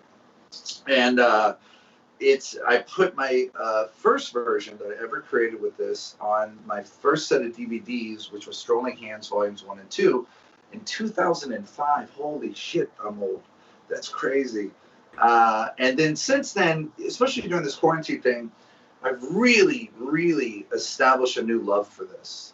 I love what Teller says about the cups and balls, and I was kind of talking about this a little bit, but he says, when you put these cups down and you put these balls in front, your brain, if you just sit with them long enough, your brain starts going places that it shouldn't go. It shouldn't go. They just shouldn't go in this direction, but all of a sudden it starts going in that direction. This is the truth about this plot as well. When you pick up the cylinder and coins, when you start messing with it, when you start working with it, my God. And you start to see the beauty of this effect that John Ramsey created. And now this was published for the very first time in 1948 by Victor Forelli. And Victor entitled it basically John Ramsey's Cylinder and Coins. There's a lot of debate on when Ramsey actually truly came up with this. A lot of people think it was the year of 1948 itself, like in the beginning. But I think he probably had this in his head, knowing as a creator and as an artist. you have these things in your head, they just start rattling around. And for him to put this whole thing together, it's just so beautiful. And I also becomes one of those, you're not really a coin man until you got this down. You're not worth your weight in gold. This, good cups and balls. There's not many effects that you can say that about in the art of magic, where it's a rite of passage. These two are the keys and the doorway to that, the gate masters, if you will. So I want to show you some interesting things I've taken out of it and some interesting things I've put into it. And again, this is just one of many versions that is on the project and download. It uses some interesting little props. I don't really, whatever those are. This is actually more interesting to me. It's a little cylinder, and you'll know that it has two holes in it, one on each side. So the cord can kind of go right directly inside there, which is kind of neat. We're going to place that over that. Now, this is like it's not really a challenge, but it's an interesting proposition. What I'm going to try to do is take these 3 silver dollars. These are peace dollars. They don't actually make these anymore. Pure silver dollars, 90%, I think, actually. And I'm going to try to make these vanish, disappear from my hand, and they're going to go and join that little piece of cord. Now, I can't touch the cylinder. I can't come near the cylinder. So how would I do this? And so you start asking yourself these questions. How do you make something vanish in general? What does that mean? Does it become invisible? There's a lot of thought and theory behind this, especially with the scholars. But I look at it more like a science thing. I look at the elements of the objects. So I have 3 objects, right? And if I just had them in my hand right now and I asked you how many coins were in my hand, you wouldn't know unless you saw me put them in there. Unless you had some information to go by. So one of the most important information is it's the sound. It's the sound. So once you have the sound, you then start thinking, well, maybe it's not just 3 coins I'm vanishing. What if it's like a whole unit of coins? A whole gaggle of coins, if you will. So if I can get the sound to go away, I can get the entire unit to go away and go and jump underneath and join that cord just like that. That friggin' good, dude. So good. That's nuts. Oh, thanks. And they can examine these, take a look. Go ahead. Everything's completely examinable, obviously. Let's go backwards, though. Let's go backwards. Let's do this. Let's place the coins off to the side. Now I'm going to give myself a little bit more room. Sorry about that. A little bit more room here, just like that. So now I've got to figure out how to get this cork inside with those coins. The best way is to actually go backwards, where the coins come outside first, and the cork goes back inside. And that is, in effect, with 3 coins, a cylinder, a piece of cork. Thank you very much. Oh, it's very kind of you. Thank you. But there's some interesting properties that I found that you can play with this piece of cork. And it has to do with light itself. So I don't know if you can catch this. Check this out. Watch this. If you put the piece of cork right at the edge of this light ball, we'll call it a light ball, right? Look what happens. Look at that. You can see it right there, right in the back. Isn't that cool? Light's such a fascinating thing. And they can see it over here. They can see it over here. They can see it a lot of places. Here's my favorite part. What if you could take that image?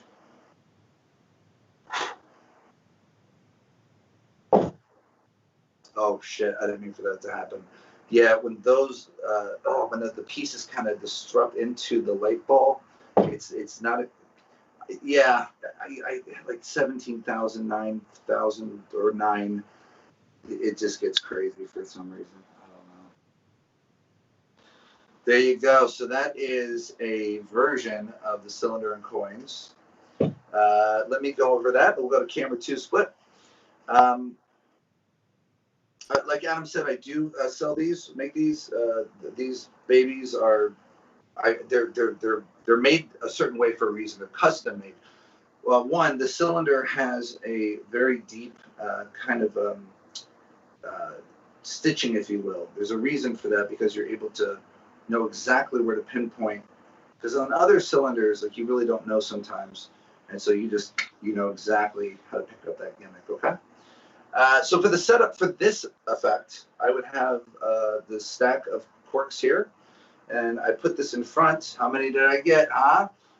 What I love about this is it fits in with the Houdini poster, which looks really nice. But the funny thing is, if I go in front of it, it still has the Houdini color.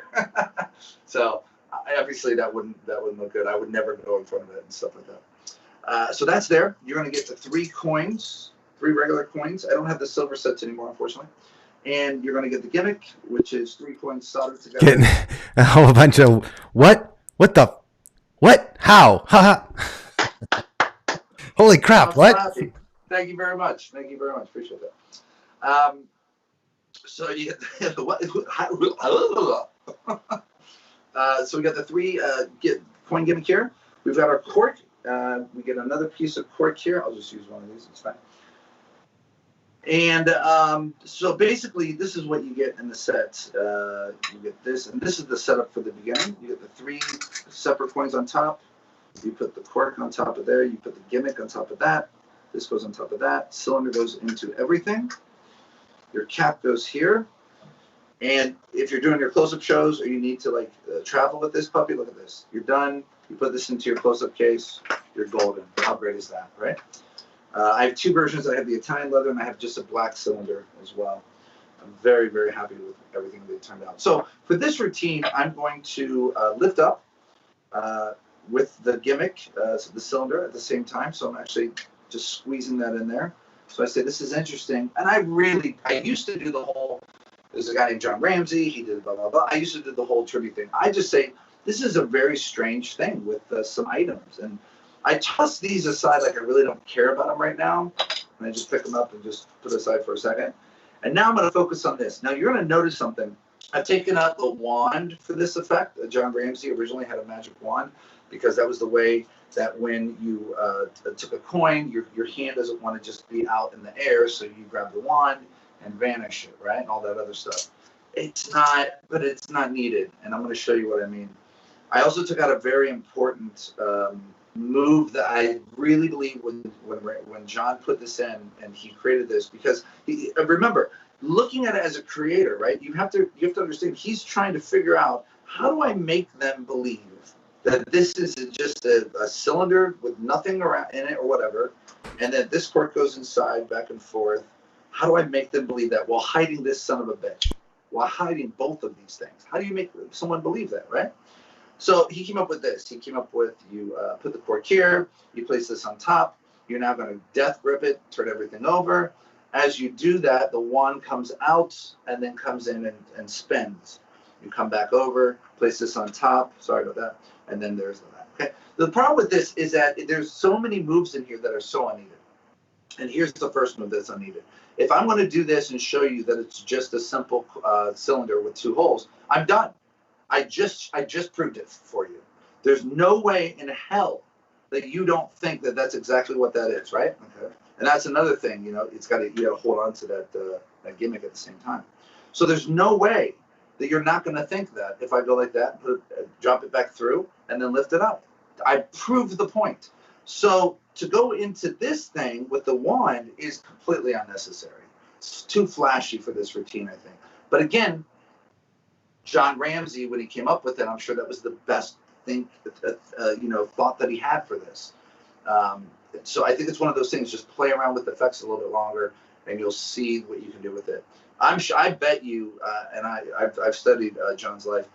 I bet just by reading his stuff that he had so many other versions of this that he never showed anybody. Because I do, that I don't show anybody. They're just for me. They're my little practice moments. Right, so when I want to practice creativity and stuff, I'll just use those, but I won't show them to people. I'll show you all the other stuff. So you're done at this point, right?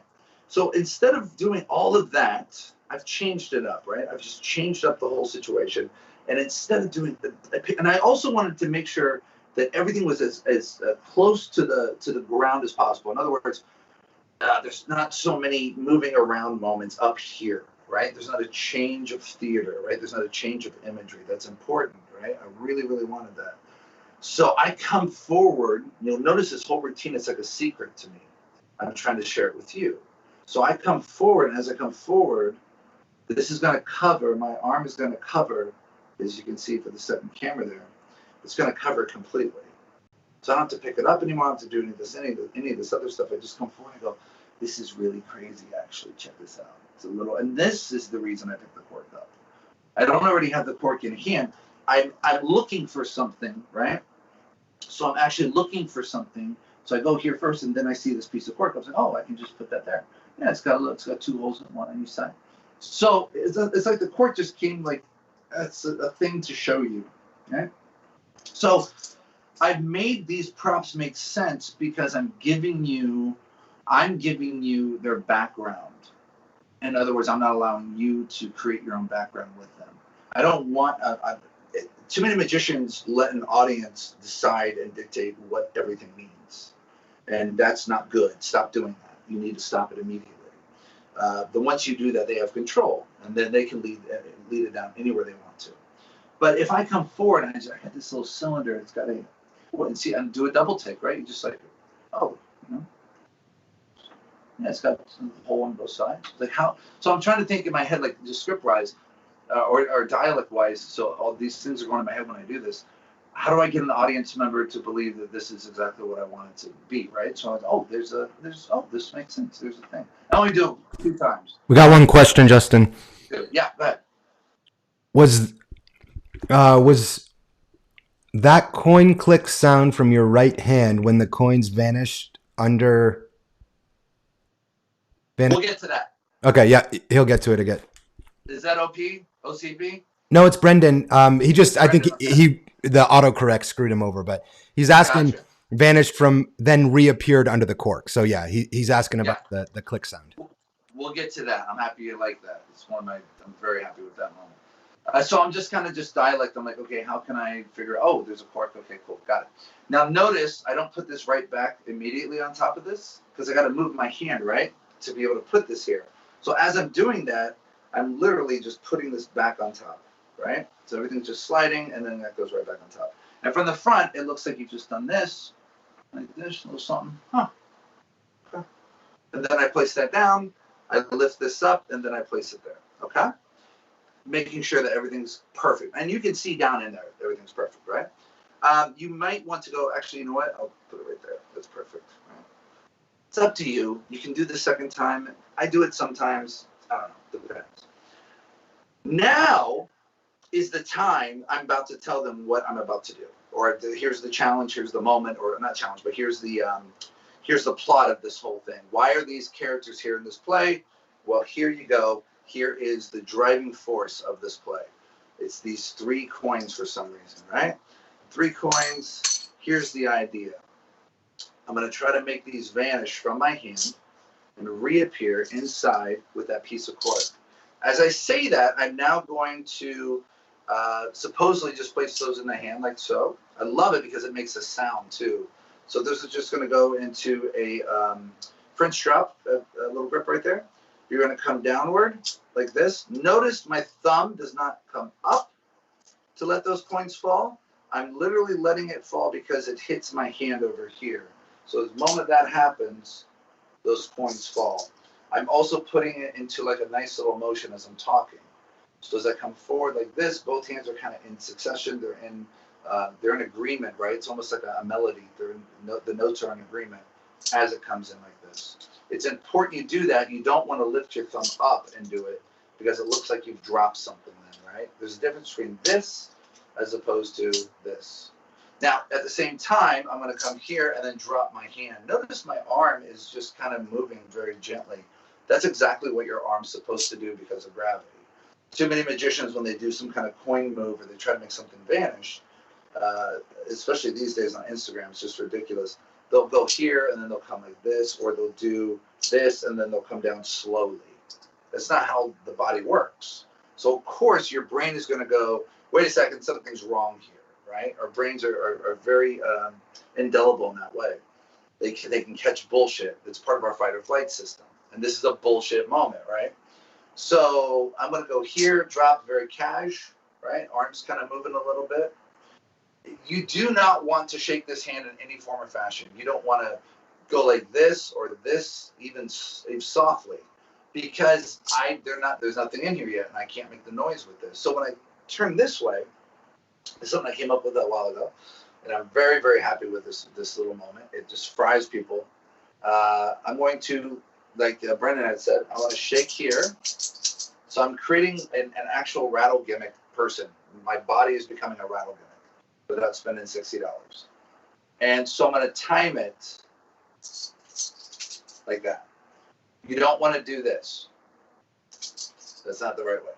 It's like a kung fu movie. You don't want to. Really? Coin trick. You don't want to do that. So you want to time it, and all I'm doing again, I'm just like this. Now, sometimes when you do this and you stop, you'll have like this happen. Let's see if we can get it. Like this. And you'll see one coin is like, oh, all junky, right? But you've already shaken your hand like 2 or 3 times. So you want to get that coin to fall, or those 2 coins to fall on top, because it's going to make noise. And so what you're going to do, if that happens, you're going to turn your body going back into the rest of the pattern. At the same time, you're going to do this one more time, but it's going to happen right about here. And then you're going to let the coins fall at the same time. Like that. So there's this moment here. Now I have one left there, so I can feel it. And then like that. The reason you're not seeing this move is because it's the economy of motion. It's the bigger motion covers the smaller motion. The smaller motion is completely masked because I'm turning my body at the same time, and you see a visual shake at the same time. They are super, and I'm going to say it, fucking convinced that you have coins in your hand. You have not moved. You have not gone to your pockets. So when these coins vanish, it destroys people, hurts their brain. Starts cults. Could start a cult. So now I'm going to say, so if I know the sound, I can get the units, so it's not 3 coins anymore. It's just more like I have sound in my hand. If I can make the sound go away, then you would believe. Now, this is important. I don't want to come up like this and put my hand here while I'm doing this, because this hand is now suspect. Where's this hand been all your life? You know what I mean? And at least for the routine. And I also don't want to shake and then come up. So how do I get this hand back into motion without it being suspect, right? So as I come over, I'm going to point for the first time. So I say, so if I can get the sound to go away. So now this hand is your brain, oh, trajectory, he's pointing to something. Oh, he's talking about something. This is the subject of the play. This is the subject of the book. This is the subject that we're talking about right now, right, of the plot. And so, and you see this in theater. You see this in directing. That's how actors will take cues from other actors in that way, because they're directing them into their lines, not by words sometimes, but just by motions. So you can have a person direct somebody into a certain line just by pointing into another direction, and they'll go into that, oh, that's where I'm supposed to be, or they'll make something up with like improv. And it's a trick of improv. It's a lot of fun to do. So not using your words, but using just actions. So I come here first. I'm using words with both and actions at this time. So if we can get the sound to go away. Now notice, I've already pointed, and now the sound, right? I'm listening. The sound's gone. I can stay here right now. This is an okay place to stay. If I come up and I come backwards again like this, or if I come like this, like it's suspect again. Why am I doing this, right? So if I can get the sound to go away, and look what I'm doing. I'm listening myself. This is a very casual moment right here. I wouldn't be doing this, right? That's just crazy. Now, as soon as I open up my hand, I want to start reaching for the cylinder and lift it up. Because I'm trying to create a thread, a mental thread from here to here for your brain. If I go like this, the moment I open my hand, this hand's suspect, right? Even if I go like this, they know something's up with that hand. I'm going to be watching that hand. It's kind of weird. How did that happen? But okay, what's that all about? And magic shouldn't be a puzzle, right? Listen to what the professor said. It shouldn't be a puzzle. Magic's not a puzzle. That's my Vernon impersonation. I was going to do Larry Jennings one, but I'll do it another time. So I want to make sure that I open and go forward at the same time. And what I've done is I've opened up that path to your brain, and your brain now goes, holy shit, those coins are there. So think about what they just saw.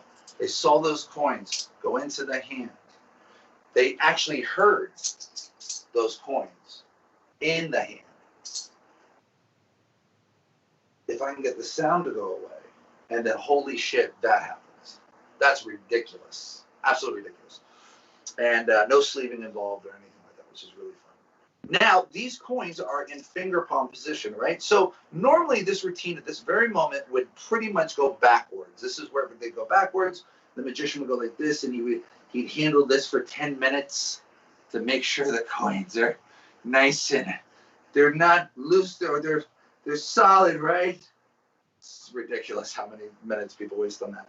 Here's what I do, honestly. I just go like this. There's this moment, boom. That's good. They get your applause. Always get your applause. Pause for applause. I'll either kick it off, and then I'll kind of go like that, because there's a reason why you should do it. Now, I wanted to be able to have another level to this. So I think it's a pause moment to let people examine the objects again. I want them to. I tell them to. Everybody thinks they're magnetic or something, but they're not. Please, take a look, please. And in that action, I've switched up the gimmick for the 3 regular coins. I thought that was kind of missing in this routine, and I was right. So I'm going to lift. So there's this moment, boom, boom, I lift up. There's this crazy moment. I pause. I now have the coins in finger palm. I'm going to basically do a Bobo switch. And a lot of B's there. I'm going to do a Bobo switch. So I'm going to pick up this whole stack at the same time. And it's just the stack with the cork underneath. And I'm going to throw these 3 coins into the hand. Now notice, obviously my audience will be here, but I'm showing you. What I'm going to do, I'm going to turn my body a little bit as I do it, so it looks like those are the 3 coins I just tossed. Okay. Here, I pick up, and I'll be in this position, so I'll pick up here, and then I'll come that way. So, and again, all I'm doing is I'm holding on to this with the thumb and forefinger. I'm extending these 3 fingers as I throw. This finger extends at the same time to give you an empty hand moment, and you really do have an empty hand moment for a split second. Look at that. Because they think those are the coins, right? Those should be the 3 coins. So you should be able to pick those up and drop them down. You weren't able to do that before with the other versions. I also had another way of doing this where you would get this moment here. I'd go into a classic palm with all 3 coins, then come up, shake, shake, shake, lift up. There's that moment. And then I'm just going to grab the stack and shake it. And Benzias friction pass the stack, and the coins will go into the hand. That's another option if you want to. Honestly, I think just coming over like this is fine, and then everything's examinable. If you want to be super, super, uber duper deceptive, you can just drop the gimmick at the table. At that point, come forward as you're talking. Is everybody good? Yes, they're fair. Wonderful. Can I get those back, please? And then come over and then load the cylinder. Make sure you load the coins into the cylinder. And if you do it this way, you would just drop it like that. But make sure you load this at the same time where you're getting the objects back, like the 3 coins of the cork, right? That's important. You don't want to just do this and go here. That makes no sense, right? Looks the economy of motion again. The coins are over here. They're not magnetic, are they? Here, thank you so much. I appreciate it. Yeah, please, thank you. And now my hand can leave everything, right? I can just get everything back. Super fair, super clean. Love this little moment too. Again, this effect is all about sound. It's all about image and how you can manipulate it and distort it. It's such a and I've been able to do some really fun stuff with this. And this is one of the other moments where you're going to switch in these coins for this, and it's going to look like you just take it, place it down, and then move them off to the side. That's it. But of course, I switched them in, and all I'm doing here, I'm lifting this up like a tip over trunk, like this, right? Tip over trunk. Like that, and I'm doing the same thing I did here, right? Exact same thing, but without this hand, obviously. So I'm going down, and you get a nice, right? You get that nice, they hear it, right? It's beautiful. Hand comes in front at the same time while I'm doing this tip over motion. It sounds like I'm taking the coins and placing them under. The moment that I have this in a John Ramsey subtlety, I'm going to re-grip it onto the cylinder at the bottom here, and then move my hand away, and then move the coins up here.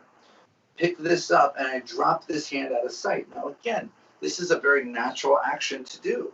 It wouldn't be natural to keep this hand here and go there. Your brain immediately goes, why is this hand doing that? But it's because I want you to focus. Right? You to focus.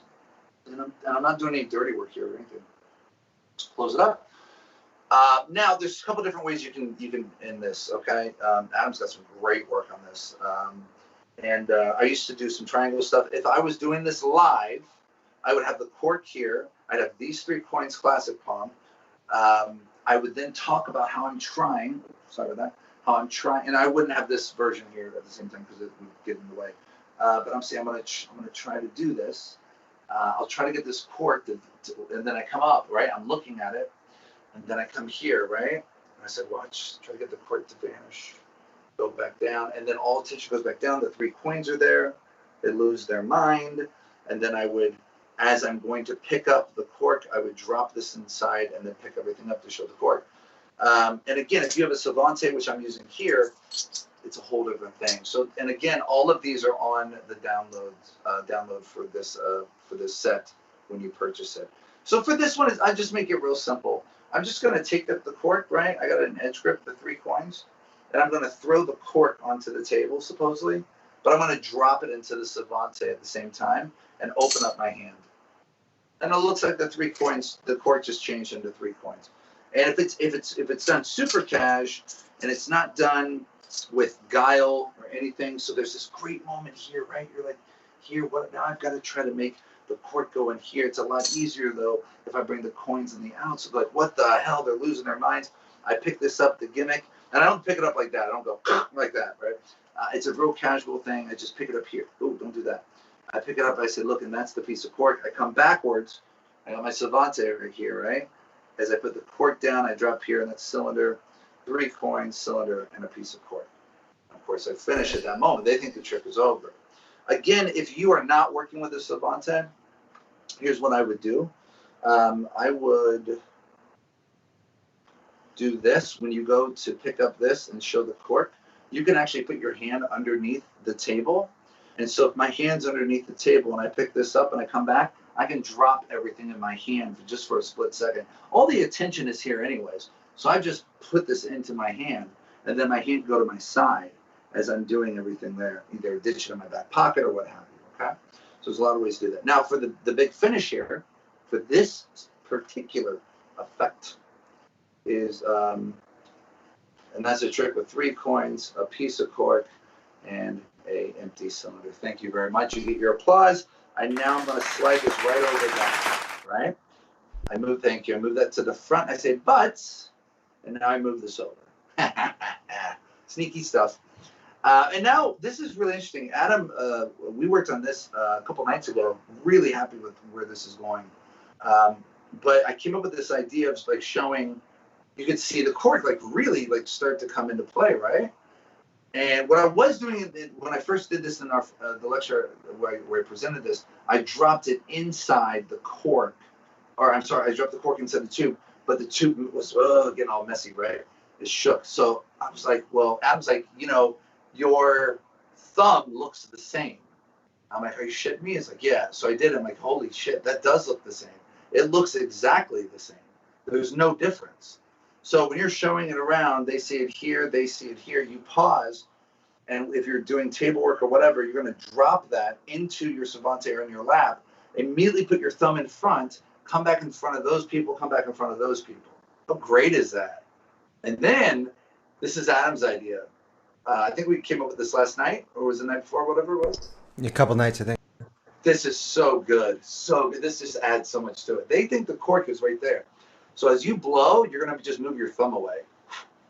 And it just looks like it vanishes. It's ridiculous.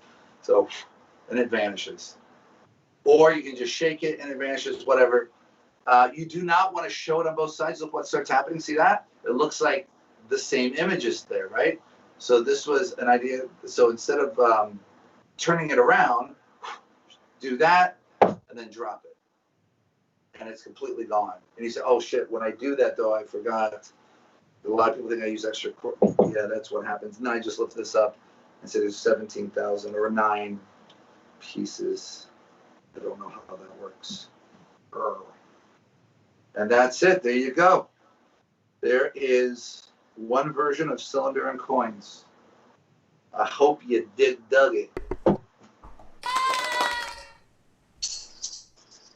Real quick, I'll pitch this as no, I'll pitch it in. I want to pitch it right now. All right.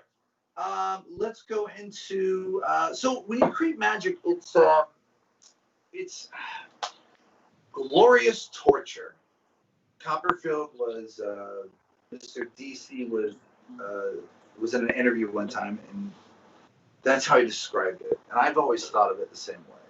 It is glorious torture because you are going off on this journey, and you don't know where sometimes you don't know where to start. Sometimes you don't know where you're going to end, and sometimes you end where you never thought you'd be. Sometimes you start where you never thought you'd start, and sometimes it just falls apart. Adam, like right now, Adam, how many? They know us for all the things we put out that have worked, right? But how many of those things that we have that they don't know about, right? That never came to fruition, right? Or are still in the back of the head, and that we haven't found the solution for yet, right? It is glorious torture to create magic. It's glorious torture to create anything because you're on a creative process. But during that process, there's little moments that Papa Paul Harris calls happy accidents. And I think that's just such a great word, a phrase that he coined. Happy accidents. You found a way for an object or two objects or whatever you're working on to do something that it was never meant to do, that it was never designed to do. It was never thought of that it could do those things, and you stumble upon it. I don't think all creativity is creating from original pieces. I think it has to do with a combination of that plus discovery. Being in the right place at the right time when the moon is right or whatever. I don't know how it works. I wish I could bottle it up. I wouldn't sell it to you. I'd give it to you. I'd drink it with you. I feel like I was doing like a commercial there, or for like lemonade. I'd drink it with you, but I would. I don't know how it works. It just happens sometimes. And these two pieces I'm going to show you came from those moments, the happy accident. So the first one, and there's a guy named Patrick Redford, really brilliant magician, and I think he's more of a mentalist actually. He first published this idea. I think I discovered it before him, but I did not publish it before him. And this is so sexy, and I can't believe I don't have this made up right now. That's so funny. Give me a second. I had to talk about stuff. Well, there's a couple questions. Real quick, how many corks can be hidden under the cylinder, or at least the amount you use? And also, 9 for is what he's using. Love the routine, Justin. Thanks for sharing. And then what would you say the number of things creatively that you've not put out would be? In the hundreds? That I've not put out? Oh, God. Yeah, 200, 300 things that I still have not. The dream effects, the perfect, the utopia effects. Yeah, it's ridiculous. I've created over 4,000 effects so far in my lifetime, and I can't even imagine how many I've not, or I've abandoned completely. That'd be a great lecture, actually. Just teaching. I just got to say, Servant is pronounced Servant, not Cervante. Sorry, I was. I did not know it. I just Googled it while you kept saying it, and it is the E is silent. It's Servant. Well, fine. It's not silent in my world. Also, Shin Lim put out one. Did you see that? A Cervante? Portable Servant. Did he really? Yeah. Well, recently? 2019 at the end of the year, December 2019, so less than a year. But I haven't seen it. Have you seen it? I'm just watching the trailer. We'll talk about it. We'll take a look at it later, definitely. So this is another happy accident. This is I was basically just messing around with things, and I had just thrown this card onto the table, and I was walking around, and out of the peripheral of my vision, this little card. One sec before you get off this, just because this is on the cork. Did that. John is saying, well, that's like JM Snow Days using a hollow grape. Only took 5 years, I think, for him to find the answer. LOL. I'm not sure what that is. John says. Exactly right. Snow Days is exactly right. In order to get that water to come out of that card, it drove me fucking crazy. Because I was like, so I got the snowman, and it melts, and there's this beautiful moment. but I wanted to make them feel the melting, want them to see the melting, right? So I was like, how do I make a card melt? How do I get this water to come out of a card? And, yeah, like I said in the download years and years ago. Wow, that's one of my very first releases, dude. That's like 2006 or something. It was a Christmas effect I came up with, but I was in IKEA, and they had those little plastic grapes, the fake grapes, and I looked at the grape and I'm like, son of a bitch, I can put water in there. It's hollow, and that's it. You fill it up with water, it stays in there because of the suction, and then when you put it under the card, you just let it rip, and it just starts coming down, and it's easy to manipulate. It's a rubber thing to hold on to.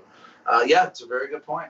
It took me 5 freaking years for that thing. So John's saying he's unsure of what the cork is. So John, those corks are cork, like a wine bottle cork, but he's just saying he's never seen anything like that or what they're used for.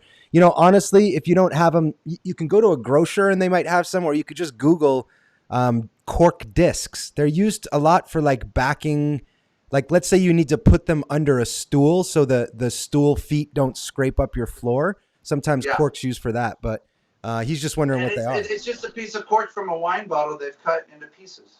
That's it, cylinder pieces. So it's about this big, and they cut about 6 pieces out of it. There you go. Everything's included in the sets, by the way. You don't have to search for anything. Everything's in there. Also, where do you get the ball? Same question as Matthew. Let me see what Matthew's question was. Did I miss it? Not sure if I missed it, but where do you get that crystal ball? This is my secret. Just Google crystal ball. I mean, Google crystal ball. Have fun. But this is, figure out what size. I don't want to give you everything. Come on. I will. All right. Well, I won't even say that. Well, go ahead. Just type in photography crystal ball, and you can get really dope crystal balls they use for photography. And absolutely. There you go. So this is the idea. So I just was blah, blah, blah. Then I looked over my peripheral, and it did that. I'm like, holy shit, what was that? The moment that happened, I realized what I had done. I had accidentally left a piece of tape on the card, and I pushed down on it as I just walked away. And then that happened. I'm like, you got to be kidding me. What could I do with this? Well, this is great. And then the first thing I did was I put it under a piece of glass, and I filmed it, and I sent it to Adam and Gregory Wilson and Michael Weber. And I said, have you ever seen anything like this? To each one of them. And nobody had seen anything like it. And I was very happy. I'm like, oh my God, I got something really special here. So I was like, okay, well, what can I do with this as a card first? So it is a card, so it should be used on a card trick, right? But then you start thinking what you can do with it in other objects, right? And we'll get to that in a second. So imagine them seeing pieces of a card that they've just torn up or you've used in another card trick, and then those pieces are placed on their hand, and on their hand, those pieces jump and revolve and restore in their hand. You've never been able to do that before until now. So I placed this piece of tape right on the edge here. You'll notice exactly where it's at. Right there. Okay? Very small. I'm going to close that up. Now, the longer I press inward is the longer I have for the activating power of this. All right? So if I hold this a long time, I get a longer time. I can patter. I can talk about. They can feel it. They can see it. All that stuff. If you only do it and that's going to be a long time. So I would usually go 1, 2, 3 at that point, and then place it in their hand. I got enough time to talk. I got enough time to do all this stuff. It builds, and then in their hand, it just opens up, and they lose their mind. So obviously, I pressed it down pretty hard, and that's usually my pattern would be something like that, right? So also another thing, there we go. Once this starts getting a little loose, you'll feel it. Take the tape off, put it on this side, and now you have an extra side you can do it on because it hasn't been going back and forth. So the tension of the card is pretty new at that point, right? So let's say I have my card here. I've got a dupe of this, right? And this is now in my palm, finger palm. Every single person at this time, what do they say, Adam? What do they say? Yeah. Put them back together. Fix the card. Put them back together. If you're really magical, you can make them go back together. When you're performing, this will just happen. It'll happen, and in the beginning, when you didn't have a way to do it, you like Does anybody have any tape? No? Okay, gotcha. What was the one thing you said, Adam? You said it last lecture. Do you remember? No. It was something like, thank you so much for thinking you're like a part of this or something. What was it? Who said this? You did. You had a great line. It was really funny. You said because then I came up with, I told you about the TJ Miller line. Oh, this is the part where you think you and I have a random conversation. Oh yeah. Oh man, what was it? You had a great line. You had a great line. Yeah, so when someone does, because they will, or they'll be like, "Oh, do this," I just say, "Oh, I'm sorry, you must have thought this was the Magic by Request show. That's a different show." Right. Yeah, it's so good. Yeah, this isn't playtime. You don't get to choose. So what's great about this, when you pick this up, right? I'm just adding this, like so. When you pick this up, you can now show the pieces as you're talking and move them to the front. And I'm literally moving one piece, two pieces, and then I push two pieces off because that would be four. So they see the front, right? So in other words, you're going to put the gimmick in the back. That's all you're doing. But what's great about it is just you just grab it here. Look at that. So good, right? Beautiful, beautiful. They see all the pieces. If I'm using a Savant, I'm going to drop these pieces inside the Savant as I reach for a pen. This goes out of eye for just a second, right? Or I can come this way and do it, right? So this would be here. Oh, I don't have a pen. Oh, I got it here. Perfect. And now I have the pieces supposedly in my hand, but I've just ditched them for the gimmick.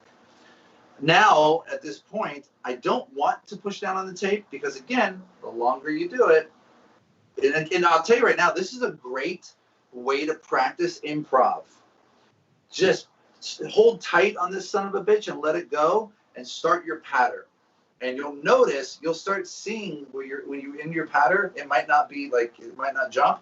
And your brain has to scramble now to figure out what to say, how to say it that doesn't sound repetitive, what you just said.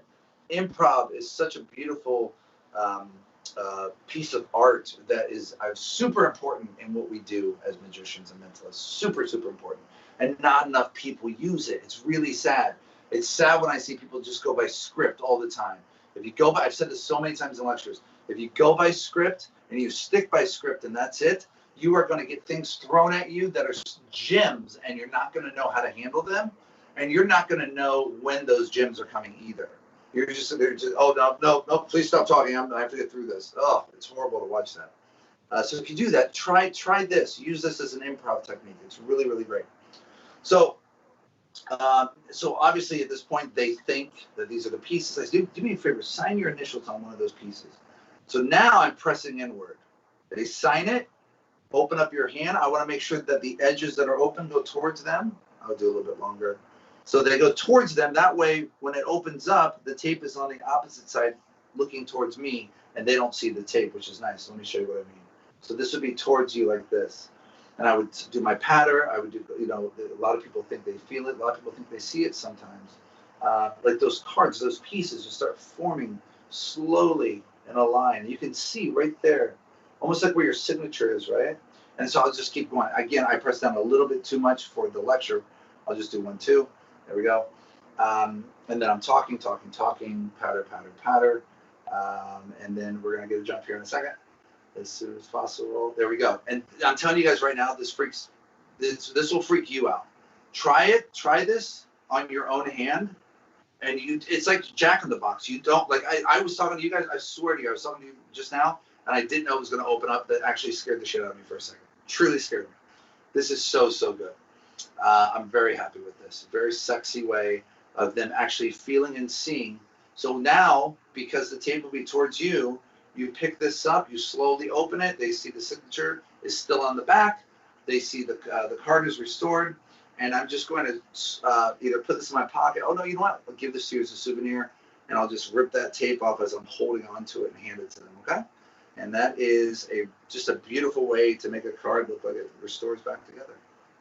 Thank you very much. Now, that was what I had with Savant. Okay. This would be if I just had a jacket or pockets or something. We have questions?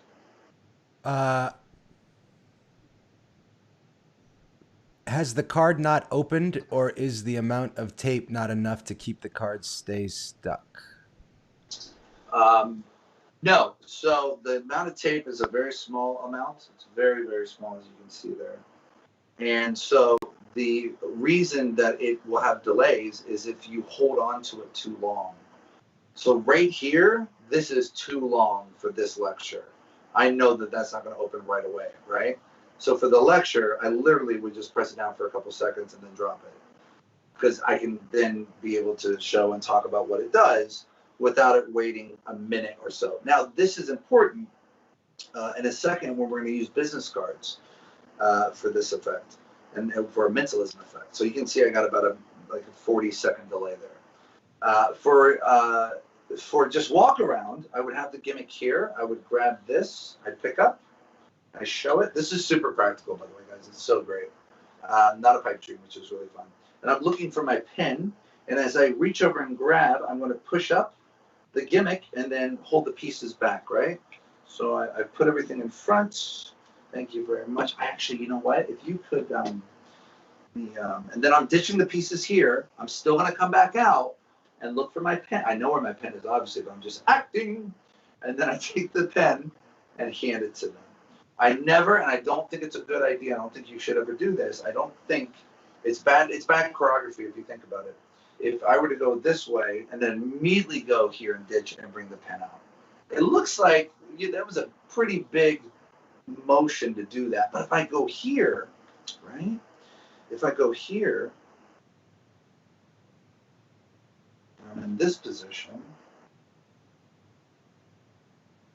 and I pick these up, boom, as I'm talking.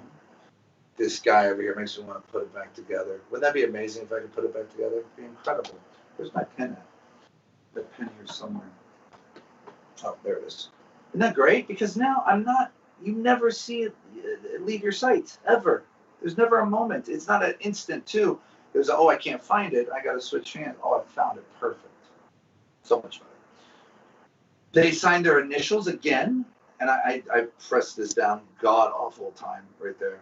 So I press that down again, same thing as before, in their hand, and they get to see this beautiful moment where they see the card and feel the card actually restoring their hand. Now, for mentalism, so far, honestly, I have not even thought of another way to do this for mentalism, except for this routine here. This is this is something I came up before I saw Patrick, his download or anything. I want to tell you guys something. When I discovered this, I went and I bought Patrick's when I heard that he had something similar. Somebody had emailed me, and I went and bought it. So I think that's important. Support the creator. You have to do those kind of things. You can't just steal it, right? You got to go and go, you know what? Let's see if that is. I'll spend the money, whatever the $14 is, to see. Is it the same? It's not exactly the same setup, but same principle. Okay. I reached out to Patrick. I said, hey, man, blah, blah, blah. He goes, dude, love it. Absolutely. I can't wait to see what you come up with. And so we build a bonding through that. It's super important not to steal. It's just really, really, really, it's sad that we have to say this in Magic today. I didn't think we'd ever have to say that the way we have to today. But just pay your dues. Don't steal. Magic will be very good to you. It really will. So for this one, I'm going to put the gimmick here, just like so, okay, on a blank business card. This would be flat. It would not be folded already, but because I've been doing lectures, I just keep it folded. This will go here, so this goes to the left, okay? I have a pen inside my pockets. I'd like to try something to read somebody's mind. I'll turn that over. I'd like to try to read somebody's mind. Who is a indelible mind, or who's heart of, who doesn't believe, those kind of things. You get into that kind of language. You find somebody. Thank you so much. Here, take this pen. And as I'm talking, I'm just going to push over the top two cards, right? And I'm going to turn them over, double turnover. It's not a double lift. It's called a double turnover. This is a double lift with two cards. This is a double turnover. Remember that. My head is turned. My back is turned. to them. I have them write whatever they want to write. We'll just put Bob today, whatever, right? The tape is on the underside of this card, so I know exactly where to go. I can feel it. As soon as they've written it down, do me a favor, blow on it. Is it cool? Is it dry? And my head's still turned the whole time. I'm going to slide the second card out as I turn over. Remember, I'm hiding the tape with my finger. I say, now I put everything down. I say, can you see through there? They say no. As soon as they say no, I turn back around and I glimpse the information that they've written down for a split second. Boom, and then I go into the pocket immediately. I know it's Bob. Now if you do this long enough, you'll get that information super, super quick. So I got that information super quick. So it's here again. So you're here. Sign. Great. Dry it, make sure you're good. And is that, can you see through there? Right? No, cool. Not all, right? So I can turn around. So you ask permission to turn around. I can turn around. Awesome, great. Perfect. Take the pen. I'll slide this off here. Sign your initials right there for me. They sign their initials. I'll turn my head again. I'll close this up. I take my finger off the tape. I do not press down yet because this is going to be a lot longer because it's flimsier. It's a weaker kind of stock, right? It's not the same card stock as a playing card. So now I ask them, again, I'm not pressing tape on it right now. Can you see through there at all? They say no. I can turn back around. As soon as I turn back around, I'm going to press for 2 to 3 seconds for this one. 1, 2, 3. I place it underneath. Oh, that's a little bit longer because it is new tape. I apologize. So maybe 4 or 5 seconds for this one. Sign your initials. Beautiful. Place it underneath. I'm going to focus, concentrate. Now, as soon as, again, it would last longer. But as soon as it moves, as soon as it animates, I start revealing information. So focus on this name. Focus on, is this it's in your mind, male or female, right? Go there, but don't say it out loud. Oh, this is a male. This is a male. And I give the first information. Male. This is somebody important to you, but not as. And then I kind of pause there and I go, this is 3 letters in the name. Is that correct? 2 letters are the same on each side. It's like a bookend. Is this Bob? And then, or whatever the information is, cold read it, give it back to them. It looks like you got the information the moment that thing jumped. You lift it up. You say, no, I was actually going to show you. I stole your thought. They now have a souvenir. And just take the tape off at the same time as you hand it to them. They now have a souvenir with their signature on it and what they thought was something they wrote down. And it really makes sense for mentalism because you don't get to see a lot of mentalism. You don't get to see a lot of mentalism. You get to feel mentalism, but mentalism is usually not visual. And this really makes it visual. And I really love that. And I would just play around. Yeah, that's just ridiculous. So there you go. That's what I use this for, this little happy accident. Hope you like it.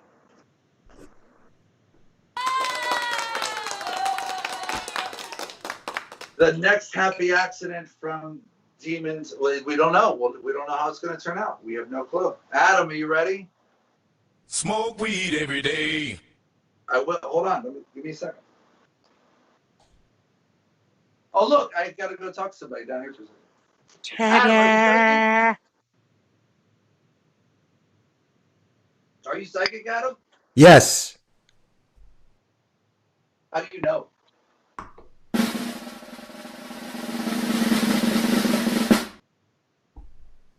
Gotcha, bitch. I know because we've done this 5 or 6 times in a row, and twice I've gotten them 100% correctly. What you're about to witness, if it goes the way that it's not supposed to go, is not planned. I know that sounds really weird to say it that way, but it's true. Adam, these are, this is not set up in any way with me and Adam. These are, have you seen these, Adam? You know what these are, yeah? Zener cards. Ryan Zener cards, that's exactly right. These are cards were created to tell if someone had any kind of paranormal or psychic ability. It's actually in the Ghostbusters, the movie on the first scene, one of the first scenes where Dr. Peter Venkman is, he has a guy and a girl and he's trying to hit on the girl because she's really hot. And they're both trying to test to see if they're psychic. And the guy gets, and so they have him up like this, right? And he goes, okay, which one is this? And he gets every single one, every single time. Like he does so many tests with them. But every time they miss one, supposedly, you get a shock. Well, the guy gets him every time because the guy, he's not trying to get with the guy. he just shocks him every time, and the girl completely misses him. It's a really funny scene. And so these are not set up in any order. I want you to know that. Adam doesn't know the order of these. I don't know the order of these right now. Truly. But we'll see if this works, Adam. You ready? So let's pick a shape, brother. Square, far left. Where do you think the square is? Far left. Over here? Yeah. Okay. All right, we'll put those over here. Oh, by the way, I have a message in here. Have you seen this? This is interesting. Here, take a look. And if you were here right now, you would just see this is a little Post-it ball. It's inside a very simple Tic-Tac case. And you could put everything back together. If you were here, you could do that. But we'll put that. We'll get back to that later. Another one. Obviously, that wasn't a really good one. Maybe not. Focus more, your psychic ability, Adam. Okay. Square, far right. Another square, far right. Yeah. No, your psychic ability, Adam, not your non-psychic ability. Maybe if I mix them up there. Psychopathic ability. Psychopathic ability. The square's in the middle. You still want to go with the square? Yeah, it's in the middle. Okay. Well, so Adam would not be going out starting cults at this point. He would not have a great following. Let's try it one more time, man. What do you think? Square's on the left. Over here? Yeah. No, the left. This one? Yeah. Adam got one. Actually, you got two, right? You got two. Would you? What? It doesn't look like you have a lot of psychic ability, Adam, but you're the perfect kind of person to do this thing. I'm going to mix these up, and I would actually give these to Adam or anybody who was here. They'd mix them up. They then drop them onto the table and spread them out. Adam named a shape, a random shape. Hexagon. Now, A circle. wouldn't you shit if they were all hexagons? Yeah. A circle. I'm out. What did you say? Circle. Perfect. Look at this, Adam. This is a ball of mystery. It's a ball of thought process, actually. Or it could be a post-it note. I don't know. But I want you to focus all of your thought process onto that little piece of paper. You said circle, right? Okay.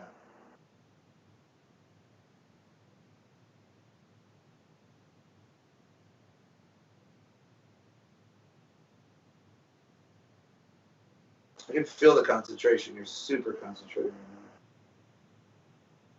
now. Adam, do you really truly know where the circle is right now? No. Oh shit, what was that? What was that? Did you see that? I did. Something happened over there. If Adam was here, Adam would take this apart. Adam would drop this out. Adam would turn this over. Adam would show the circle. People would lose their minds at this point. And of course, no, Adam. I had a message in here. I really do think you're actually a little bit psychic because let me show you what my message was. And then you open this up. And there's your circle. What? Thank you very much. I just realized if I had Blake Voigt to actually make a four-way gimmick for me for this, Adam. Adam's busy. I don't know where he's at right now. No, what do you mean? So what? You would pull it out and then open one of the four ways? Yeah. Yeah, I could see that. And I bet that crumpledness would help with disguising. Absolutely. And you can show it back and forth like that. Yeah. That'd be kind of cool. That way we wouldn't have to have an index. But you have to have an index for this one. So this is called Tactful. This is something myself and Mark Salem came up with.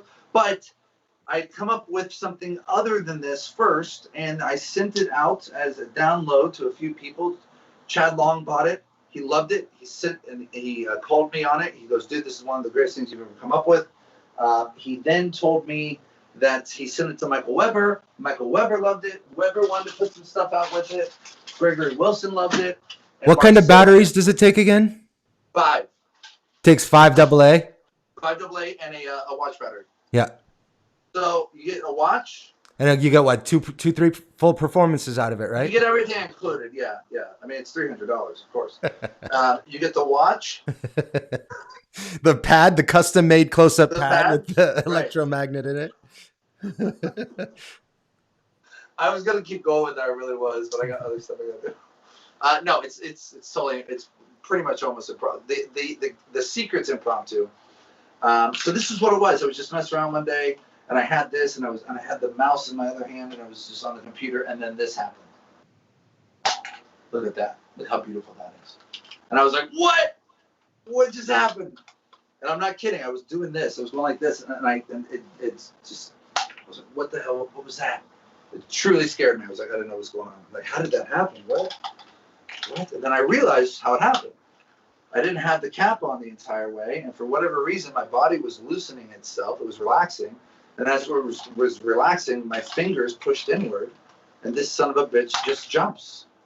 I fooled every single magician I've ever showed this to, and I'm very happy that Weber gave me an incredible quote for it. He said if Martin Gardner was alive today, he would put this in the Encyclopedia of Impromptu Magic. That warmed my heart to the cockles of my heart. And so I have I have 5 of these Post-it notes. There's now normally I would have 2, 3, 4, 5. Okay, what do I mean by that? These are marked cards. I carry these. You can mark them yourself. So the addition sign will have a 2 on the back because it's 2 lines. So there's a 2 right there. The square would be 4. There's a 4 right there, right? Circle is 1, star is 5 for 5 points, and wavy lines is 3 for 3 wavy lines. I have, show you this. I have a little index right here. See that? My index. Normally, I would have those little pieces of Post-it balls in different pockets. So this would be 2, that would be the addition sign, 3 would be wavy lines, 4 would be the square, 5 would be the star. The circle goes into the tic-tac case. Okay.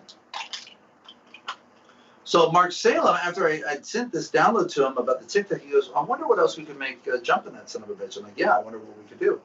And he goes, what about a billet? I'm like, oh shit, if we could get a billet to jump, oh my God, imagine some of the cool things we could do. So you could do some like double writing type stuff, or I'm sorry, like pocket writing.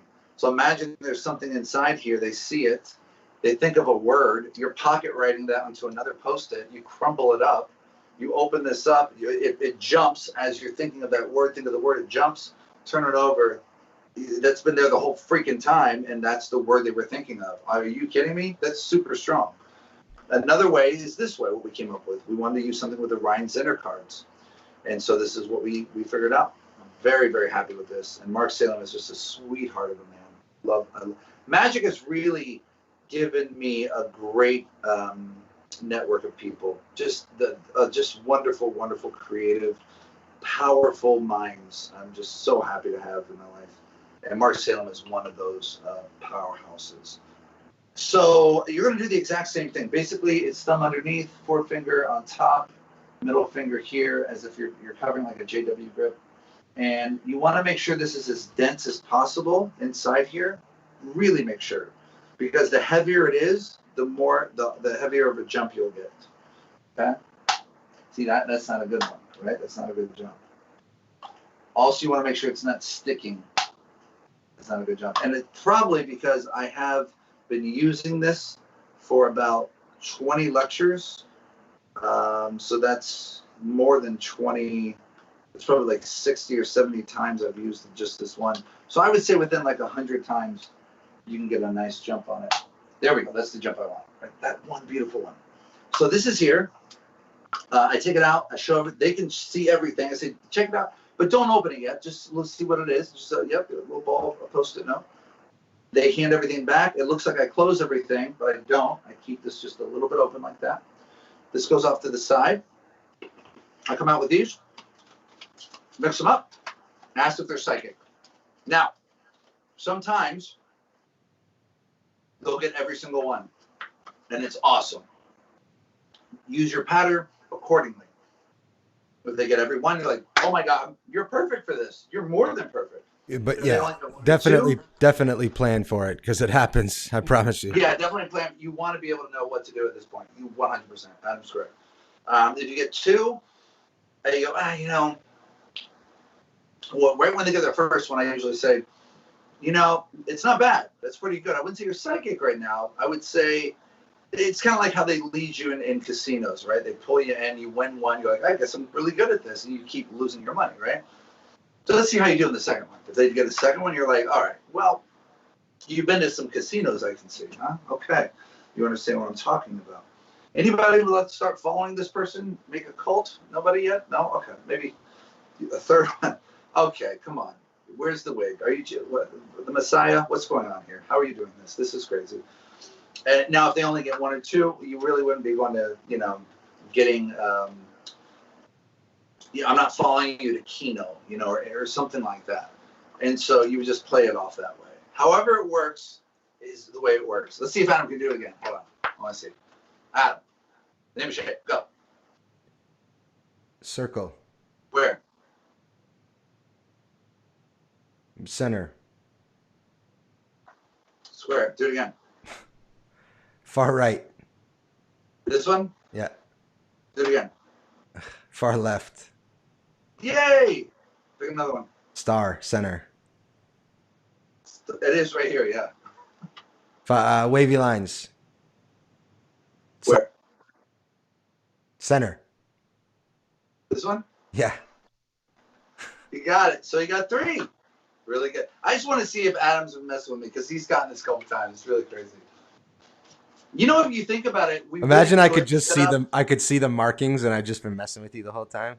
Right. You can see the markings. Or I literally am like doing like these weird little microscopic, like with my fingers or something. Do you know what I mean? We could come up with a code system that way, but I promise that's not what we're using. So either way, you have them shuffle them. They drop them.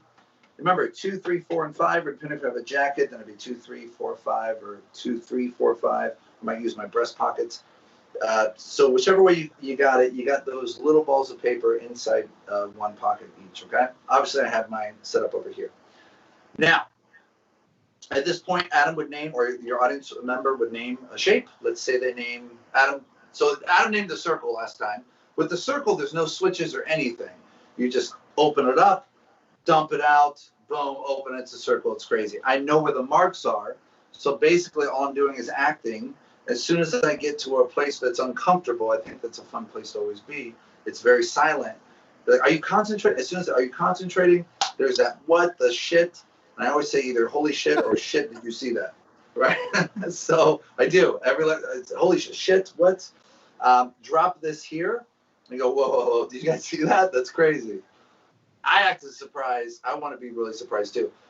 You do not want to take these and go, and look, you got the, that's just so anticlimactic. So there's no reason for it to be face down, right?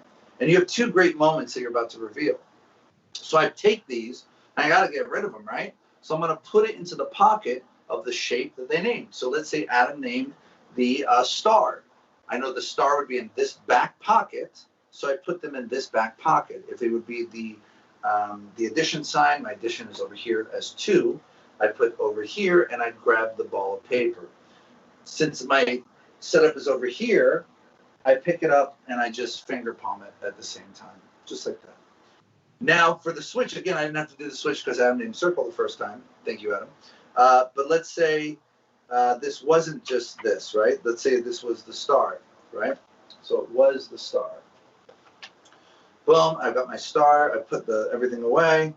I pick this up. I just, to him, I open this up, and at the same time they turn this over, I'm going to drop this like that. Now, because it's the ball's bigger than this hole, it won't come out, right? It's nice. It won't come out at all. So as I dump, I'm dumping the other one out onto the hand. And it's a super, super quick thing. It shouldn't make it a move. Take a look. This is the craziest thing I've ever seen. Go ahead, yeah. And then just put it away. Look at that. What? Star. That's nuts. That's nuts. But I really believe you are psychic. You might want to change your mind and then have them open this. You don't open it yourself. Have them open it And some bitch, it's a star. Thank you very much. That is called Tactful.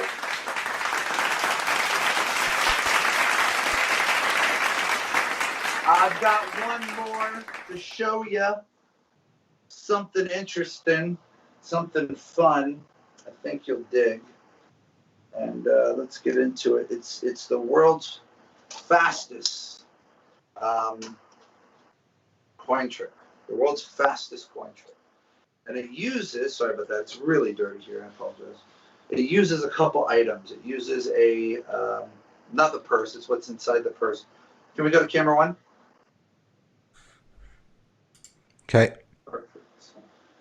It is a Morgan silver dollar and a Chinese coin. That's what we're using. Now, here's how this works. Very simple. I take the Chinese coin, I place it there. That leaves the Morgan silver dollar just like so. Here's where the fastness comes in. If I just shake it, it looks like I dropped it. It looks like I dropped it. But if that's the Chinese coin, what? That's insane. That's absolutely crazy. Let's do it again a little bit differently. Watch, you can see it. And I want you to make sure there's nothing underneath. This is just a little plastic thing. Adam, there's a Morgan silver dollar. There's a Chinese coin right there. Choose one. Chinese coin. Perfect. That means I'll take the silver dollar out. And if I did that correctly, that would mean that the Chinese coin is right there. Adam, I bet you think you know how this is done. You taught it to That's a me. strange way of saying it, right? I bet you think. I bet you think you know how this is done. How do you think this is done?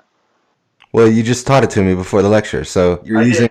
So you know the extra coin. You Yeah. know about the extra coin, right? People think it's here. It's not here. That's not the extra coin. People think it's that one.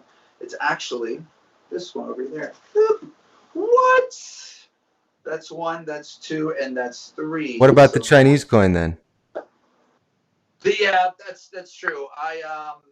People, where did the Chinese coin go? Right? They always say that same thing because they don't believe me.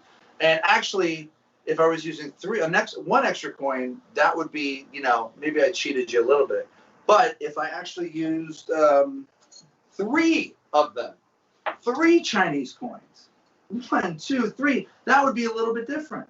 But that's still not the one that I'm concerned about. The one I'm concerned about is that one. That's the trick coin nobody ever sees.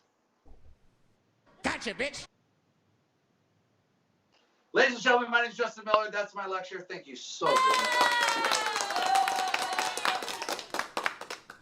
All right, ladies, gentlemen, thank you so much for your time, for tuning in. Like we said, if you want to support us in our magic, click that link in the description. That's right. We got all that stuff. Crazy stuff. So much magic. Insane stuff. If you're here from the beginning, thank you so much for spending the last 3 hours with us. Hopefully you took something from that. Stay safe, stay Are creative. there any questions? Nope, just awesome. Gotcha. Lots of thumbs up. Thank you all for being here. Much love. Till next time, friends, onward. Peace.